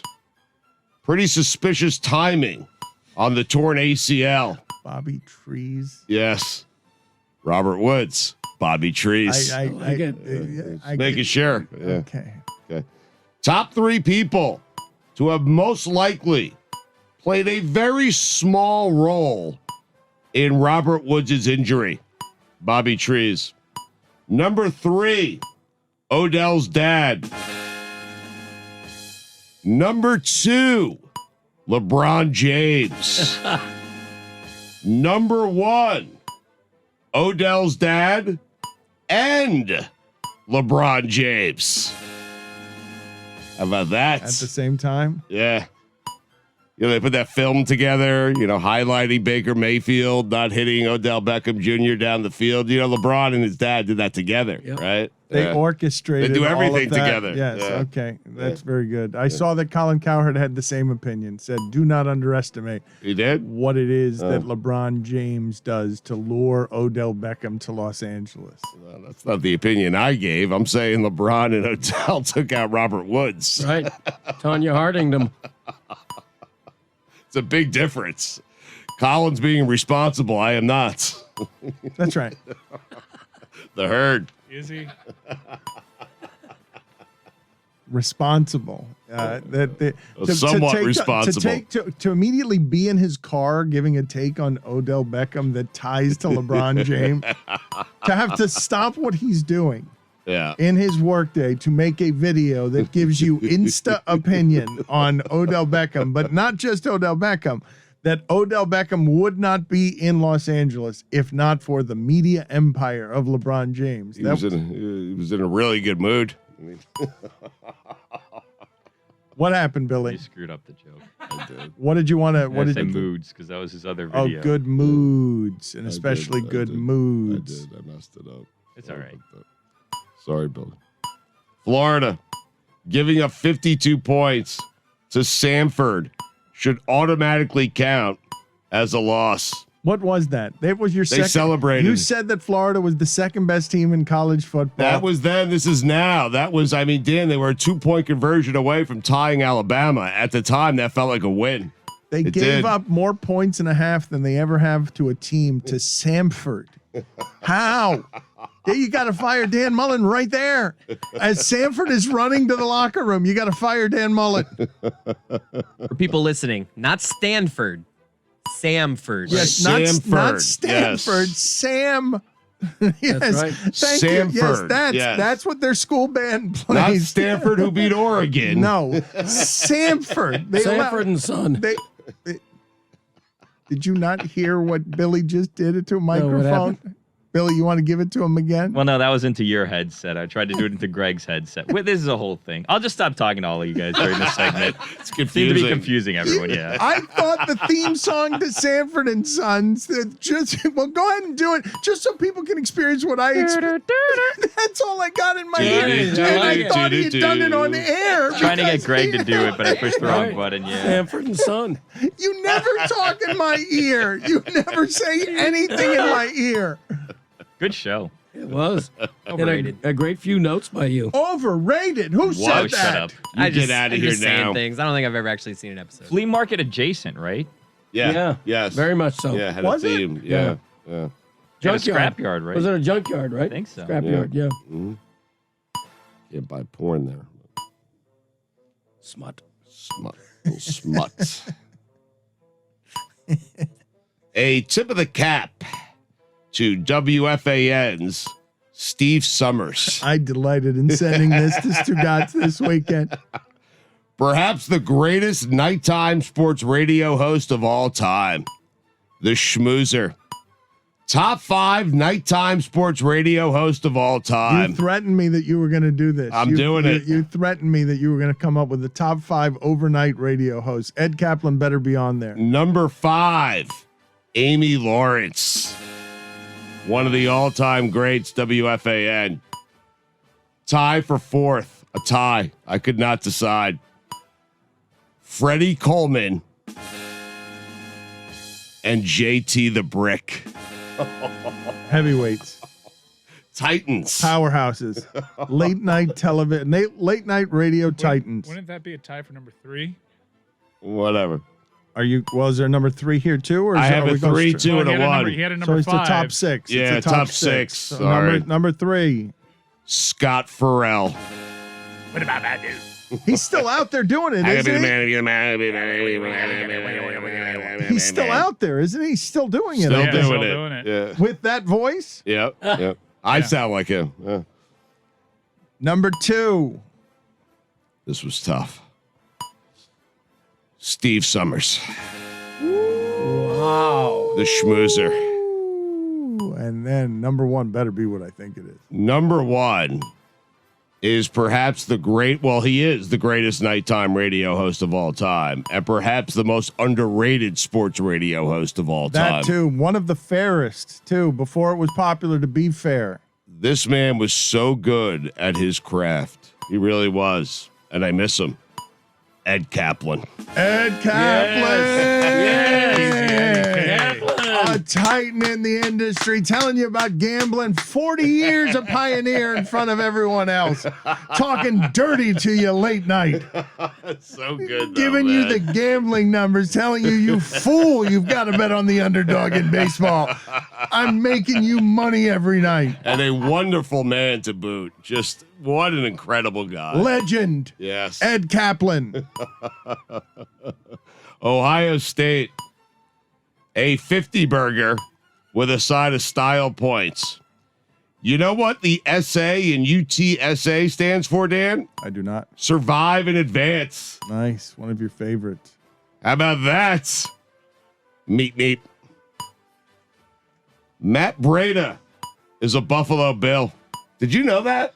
I saw them talking about how fast he is this weekend. He still Yes. has wheels. Yes. He does. Meep. All those things I said last week about the Cowboys. You know, Yeah, their handling of Dak, never mind. throwing the rhythm off, Yep, never mind. ruining the offense. Oops, never mind. Forget I said them. Yep. Thanks. Anthony Davis ripped the Lakers, saying this is not a title team. Anthony, what do you know about winning titles? You won one in a bubble with no fans as the team's second best player. You know what, Anthony Davis? With the worst slate of 1 o'clock games ever, you gave me time to think, which is never a good thing. I was going to leave this alone forever, but you've pushed me too far. Damn big announcement. Anthony Davis Oh my God. has no championships Oh no. in Oh, my no. personal record book. Anthony. Oh dear God. Oh my God. A shocking revelation in the show today. Yeah. Me, with time to think. Dangerous game. You know what Anthony didn't do, Dan? He didn't let bygones be bygones. You know what he couldn't leave, Dan? What? He couldn't leave well enough alone. Oh, he couldn't leave well It's a enough tough alone. break. It is. You know what Anthony Davis is back to, Dan? No. He's back to square one. Oh my God. Or one might say, square zero. Oh, square zero. This How is about that? shocking. It's been a long time since Stugotz took away a championship. He's never won a title in front of fans. You know what? Do me a favor. Win a title on the road, big game 6, be the reason you won the title, and then you can talk about titles. You won one in a bubble. No championships for you, Anthony Davis. Just let it go. Stop ripping people. Shocking. The only one who can do that is LeBron on that entire team. But they're not very good. They are clearly pretty old, and So let LeBron say it. He knows what it takes to win titles. Anthony Davis does not. Proud of myself. I'm proud of you. Thank you. It's been so long. You went Yes. into the case and you got one of the greatest hits right there, taking away a championship. I need an extra chapter too. I feel it didn't have enough fanfare, Mike. I feel That's all right. Stugotz had such an announcement there. I feel like people really needed this doesn't happen around here every day. Gotta be some ceremony to that. I just got a beep. Joe Flacco is the best looking quarterback to come in for mop-up duty in the history of the NFL. I could not believe he's okay with this, but he is. At times, Jared Goff just seems to throw the ball with no rhyme or reason. It's true. He just throws it. It's true. I mean, he does. He does. It's Just weird. hey, put it up in the air and let's see what happens. Yes, yeah. And it's usually bad. Yeah, it's very often bad. It would appear that McVay was disguising some of the bad. Yes. Poor Lions kicker had the weight of Dan Campbell's muscles, tears, and an entire nation on his shoulders. Lions Steelers felt like some sort of weird comedy sketch. Don't care what anyone tells me. Mike Vrabel was once again rooting against his team because he wanted to play more football. He did more overtime. He did. I'm with you on this. The Vrabel's going to start actively dumping games just so they won't end. Braves. The Tennessee Titans take a licking and keep on ticking. Dan, you know what the T in Titans stands for? Tough. It stands for ticking. Okay. The most frightening thing in the NFL, for all the wrong reasons, is Jared Goff dropping back to pass. Lions, Steelers, the rare game that no one wanted to win. John Gruden suing Roger Goodell and the NFL. Not because he didn't say or mean the things he wrote, but because his emails were the only ones that were released. The balls on that guy. That's amazing. I would like to talk to an expert about whether John Gruden is going to settle or whether John Gruden is going to take everyone down with him at the end. He's taking everyone down. No. I mean, yes, but no. Like, is that, you don't believe the NFL will pay to make that not happen? Oh, man. I refuse to believe the Wizards are good. The Golden State Warriors aren't fucking around. It's true. The Western Conference is loaded. Giannis and Chris Middleton, just so you know, the season started. College basketball started. Did you know that? I did know that. That's a big Yes. question. I saw it. Yes, UCLA, Villanova played a fun game this weekend. They caught you off guard. My college basketball just started. Okay, yeah, it's just like, hey, I'm a couple of weeks behind. Now when I think of Gruden, I just think of that face and hair on a set of balls with a Raiders visor. Yeah. Chucky's. There is presently no one better at their job in sports than Connor McDavid is at his job. Mick Savior. Florida Sanford. I'm back to that. It's unbelievable. The rare 70 burger with a side of, how the hell did you give up a 50 burger to Sanford? Not Stanford. Sanford. Speaking of hell, Art Briles. Dan, those are the weekend observations. Sanford, Billy, hit him with it. Hit him with it. Sanford.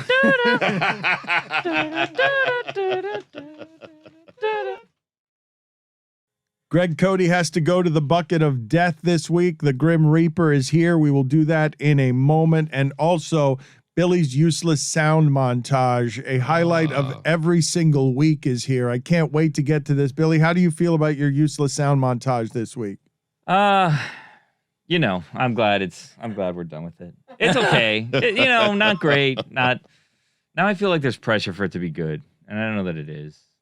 It's okay. Every week there's pressure because that's the way it works. It's very popular. Every week it delivers. It's over several years. This is why you keep going to the dungeon all the time. But every week he says it's just okay. Yeah, he likes to lower the expectations, which is a very smart play by one Billy Gill. It might not be great. Okay. Well, let's see whether lowered expectations or heightened expectations are the way to go when promoting something. Jessica is with us here because her and Kate Fagan are debuting right now, Off the Looking Glass, a new podcast from Batard and Friends and Meadowlark Media. I want to ask her how bad it is. I mean, do you want to? What is the proper way to promote this? Should you undersell? Should you under promise so that you can over deliver? What is the promotional vehicle strategy for Off the Looking Glass? I think honesty is the best promotional vehicle. I think this is a really interesting podcast that people will find funny and will make them think, and that is an honest assessment. I'm not overrating it. I'm not underrating it. I think laughing at my expense may also come into play towards the end. I don't want to spoil anything, but there was a really embarrassing revelation that was made because I watched A League of Their Own for the first time with Kate, and I didn't realize something that I think most people that live on Earth know about a line from that movie. Okay, wow. Okay, so that is good tease right there. If you want to know a little secret thing that embarrasses and causes Jessica great shame, there is no better way to do so than by listening to and supporting Off the Looking Glass. what was it? Just between me and you. Just between us. No, I won't tell anyone. She wants to send everybody over there, not to Stupidity, not anywhere else. Off the Looking Glass, Jessica and Kate have been working on it here. It's been in development for months, so we are very eager to have you hear it, and you're excited about it, right? Because you don't want to overpromise on funny and stuff, but this is a cool space for you guys to play in. It's a cool playground.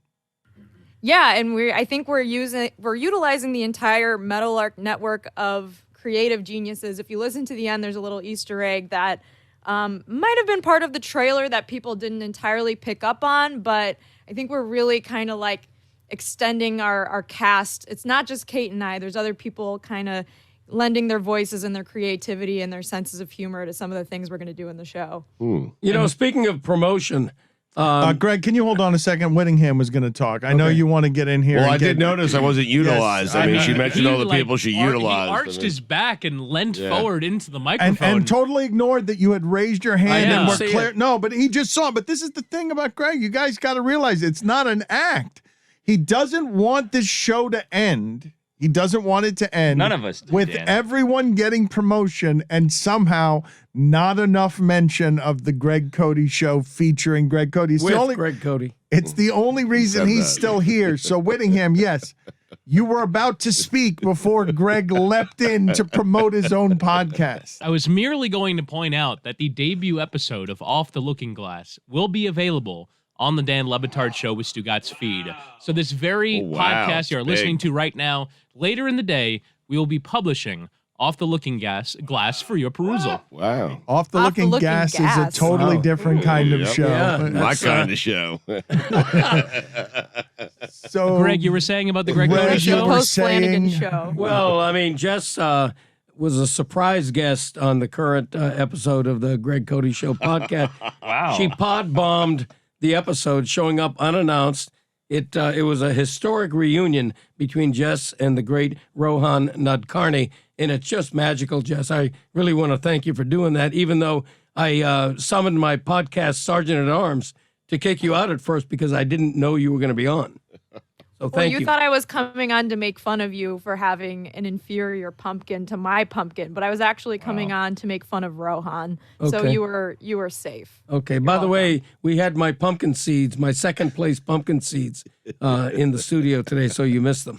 We're Was that a concession speech? It You're admitting was. it was second place? Yeah, that's the I'll take closest it. I come to a concession speech. I mean, Smetty has a new podcast out. I mean, it's brand new. She's worked very hard on it, along with Kate and he Fagan, wants we're promotion promoting for his, Greg's no, more. but not just that, but just shitting in the center of the entertainment that we were doing, just by like leaning over everything I we love were you. doing Right. and assuming everyone knows that what he's talking about. Because if he did a pumpkin carving, then everyone in the audience Right, is of listening. course. The hundreds of thousands of people must know what the results of that were, because every inside joke Greg Cote knows, everyone in the audience knows. Yeah, you're welcome.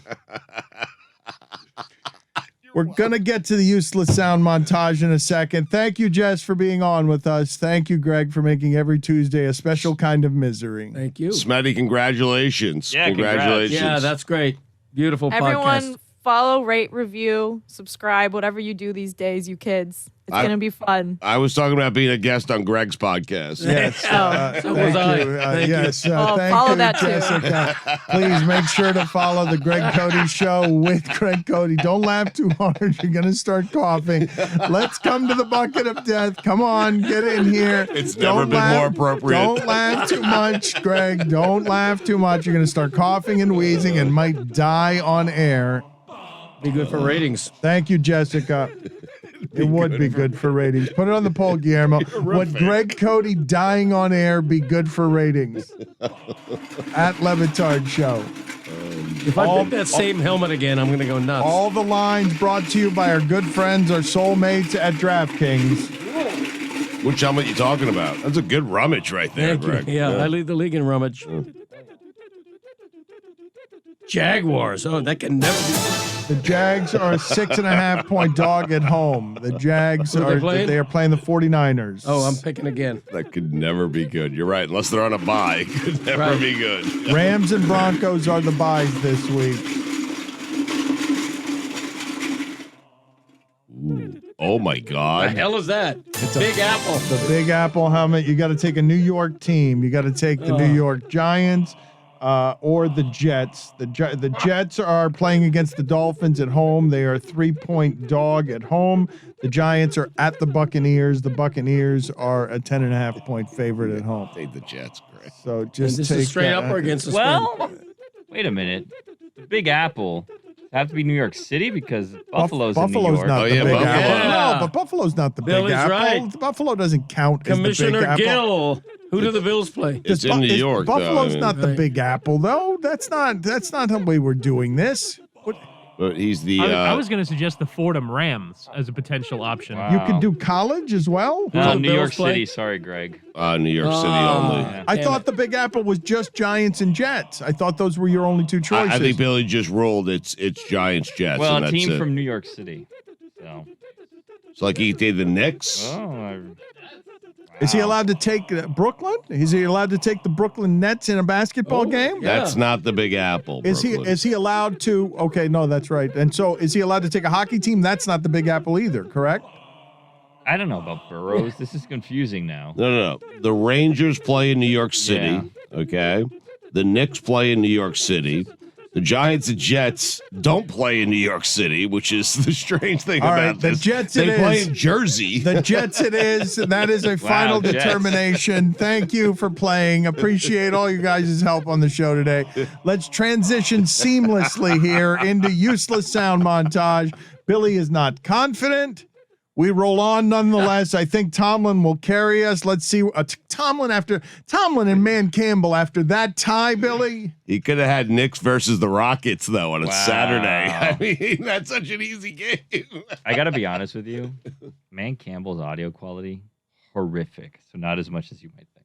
Oh, this is sad. Yeah. That were you despondent? That is where the gold is. The Man Yeah. Campbell after a tie. He's Worse than- broken. He's not biting kneecaps anymore. He's broken. Worse than Draymond Green's on the Manning cast.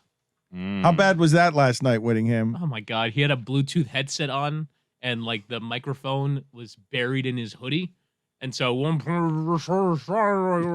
Well, didn't they lose sound altogether right when they were supposed to promote his podcast? At the Yeah, exact right. worst time for Draymond Green. He's appearing so that he could promote his thing. Yeah, he was doing a promotion for his new podcast on the Volume. Don't say it. On the Volume, and it's a competitor, and so. He's like about ready. Yeah, it's gonna be a Nothing bothers him more than Bluetooth. I was mean, just gonna ask if Whitty's bothered by Bluetooth. I don't like if you're doing an on-air thing, don't use Bluetooth. Just don't. It sounds it terrible. drives him crazy. I mean, Terrible. it should. They've got these big guests. Get the sound right. They're not broadcasters. Yeah. But get But the they're sound broadcasting right. on television. I listen. I get it, but Draymond Green doesn't know that in the moment. He's about to become one. He's embarking on Well. becoming a broadcaster. Get your sound right. years away from doing that. All right, here's the No, he's use. doing it now. I understand we that. just told you he's announcing a new podcast. I get it, but for you, like you wanting him to process at the beginning of his media career, hey, I probably shouldn't go on the Manning thing Stugotz. with Bluetooth. Stugotz. He doesn't know. Stugotz, it is not. God, You mighty. dropped me into the middle of an NBA game. You think I know? Stugotz, do you think that the people who enter other fields do so as slovenly as you do? Draymond, if you want to be a professional broadcaster, he obviously did. Do some things that are audio quality professional. Like if you want to get into this game, do us the bare minimum courtesy of trying with your sound. I'm guessing he thought he was, and he'll learn. That's all. I just love how much it drives Chris crazy. That's it. Don't do interviews with AirPods. Please, for the love of God. Just don't do it. Please. I beg you. Don't do it. I care about you. Do you know how polluted the podcast stream is right now and how valuable the publicity on the Manning cast would be? How valuable it would be for Draymond Green to successfully announce his new venture on the Manning cast to 1 million people. That would have been a good place to get your audio quality right. Even if you don't care about how you sounded as a broadcast professional, it's advertising on a big show for a podcast network. What do you think the rate of people who hear him or promoting it on the Manning cast is that go and actually listen to it? But just making people aware of it. There's so many podcasts that where else are you going to get promotion for Off the Looking Glass today? There's so many things in this stream, in this field. Draymond blew a glorious chance for the volume because they had a free commercial and he couldn't get his sound right. Or he succeeded because we're talking about it Yeah, today. but us talking about it is not the Manning cast talking about it where you have millions of people watching. I was just imagining watching, I was imagining what Colin Cowherd looked like during that. Because he's watching it like, this is great. Now we're going to get the pro. There's the question he's asking about it. Perfect. And it literally, you could not have if it was a sketch on SNL, the timing of when his audio went out. It was during the name of the podcast and during the podcast network. You think Cowherd fell to his knees in front of his fireplace? No! And then we were able to hear crystal clear that his first guest will be Mel Tucker. Ooh. He felt really good about that. And I was like, I don't know if that's a great first guest. It's not on a great podcast. first guest. He was on my podcast. I had Mel Torme on mine. Mel Torme. Not to make this about Greg, but Greg, when are we going to get a Cote cast? I think we need to do that Greggy character we talked about earlier. Sure. Tell people all the work you've done on that over the last 2 hours. A YouTube channel where you're an aggressive Greggy the child, a bitter, cynical man, a YouTube star talking to children in ways that are acidic. Right. It's edutainment and a gruesome combination of words. And I'm going to be the anti-Blippy. I'm going to give your children the other side of that whole rainbow. Greg-utainment. You can't do anything you put your mind to. That's right. That's right. Dream all your life, kid. You're not going anywhere. It feels like we had that conversation 4 years ago. I forgot that was today. If you really believe in yourself, kid, it doesn't mean anything. Someone who believes less, like Stugotz, will slither his way up the food chain and pass you. Well, thank you. Useless sound montage. Let's do it.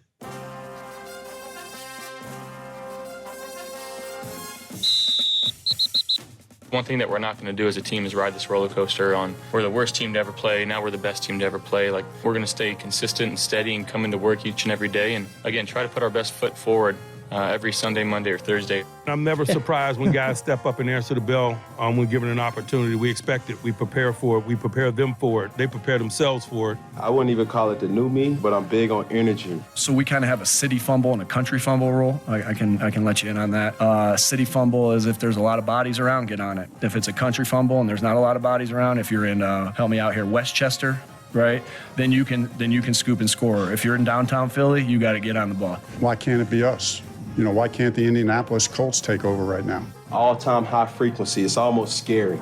The conversations that I'm having, the people that I'm meeting, the things that I'm able to do, and I can't even take the credit. You know, I don't want to take the credit. I refuse to take the credit. I told those guys, I said, cherish every moment. Cherish every moment together. Cherish every moment with your teammates. And choose to rise. Choose greatness. Tip of the cap to those guys. Hats off to them. Tip your hat. It was a hard-fought game. Hats off to Marcus. They played their tails off, man. They could have sucked their thumb and left after the second quarter like you see some teams do. They didn't do that.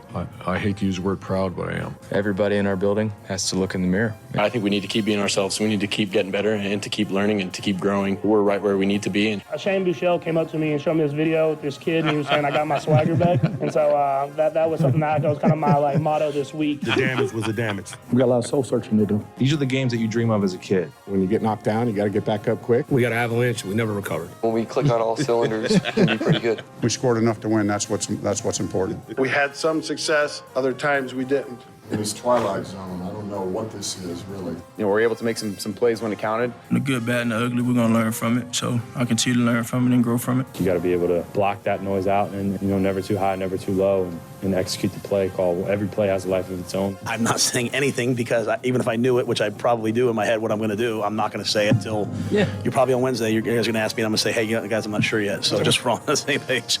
That is what it is. Overall, great team win, and that's how you want to play the game of football. It's the NFL.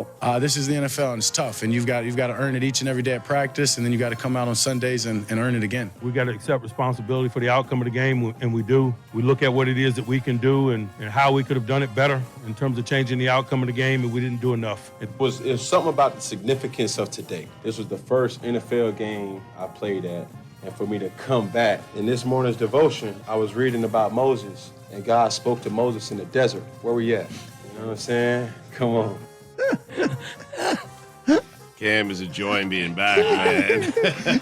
What was that at the end from Cam? And what is Matt Rule trying to camouflage there, whether he's playing Cam or not? Like that, what was that dance Matt Rule is doing? I know what I'm going to do, but I don't know what I'm going to do, and I'll tell you on Wednesday, and I'm going to hide it until then. It's coach speak. That's how you do it, Dan. That's how the game works. Who was hit by an avalanche from which he never recovered? Oh, yeah.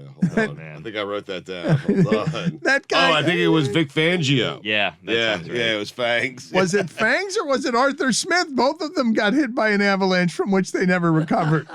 Who got, put it on the poll, Guillermo, at Le Batard Show. Who got more hit by an avalanche from which he never recovered this weekend? Vic Fangio or Arthur Smith?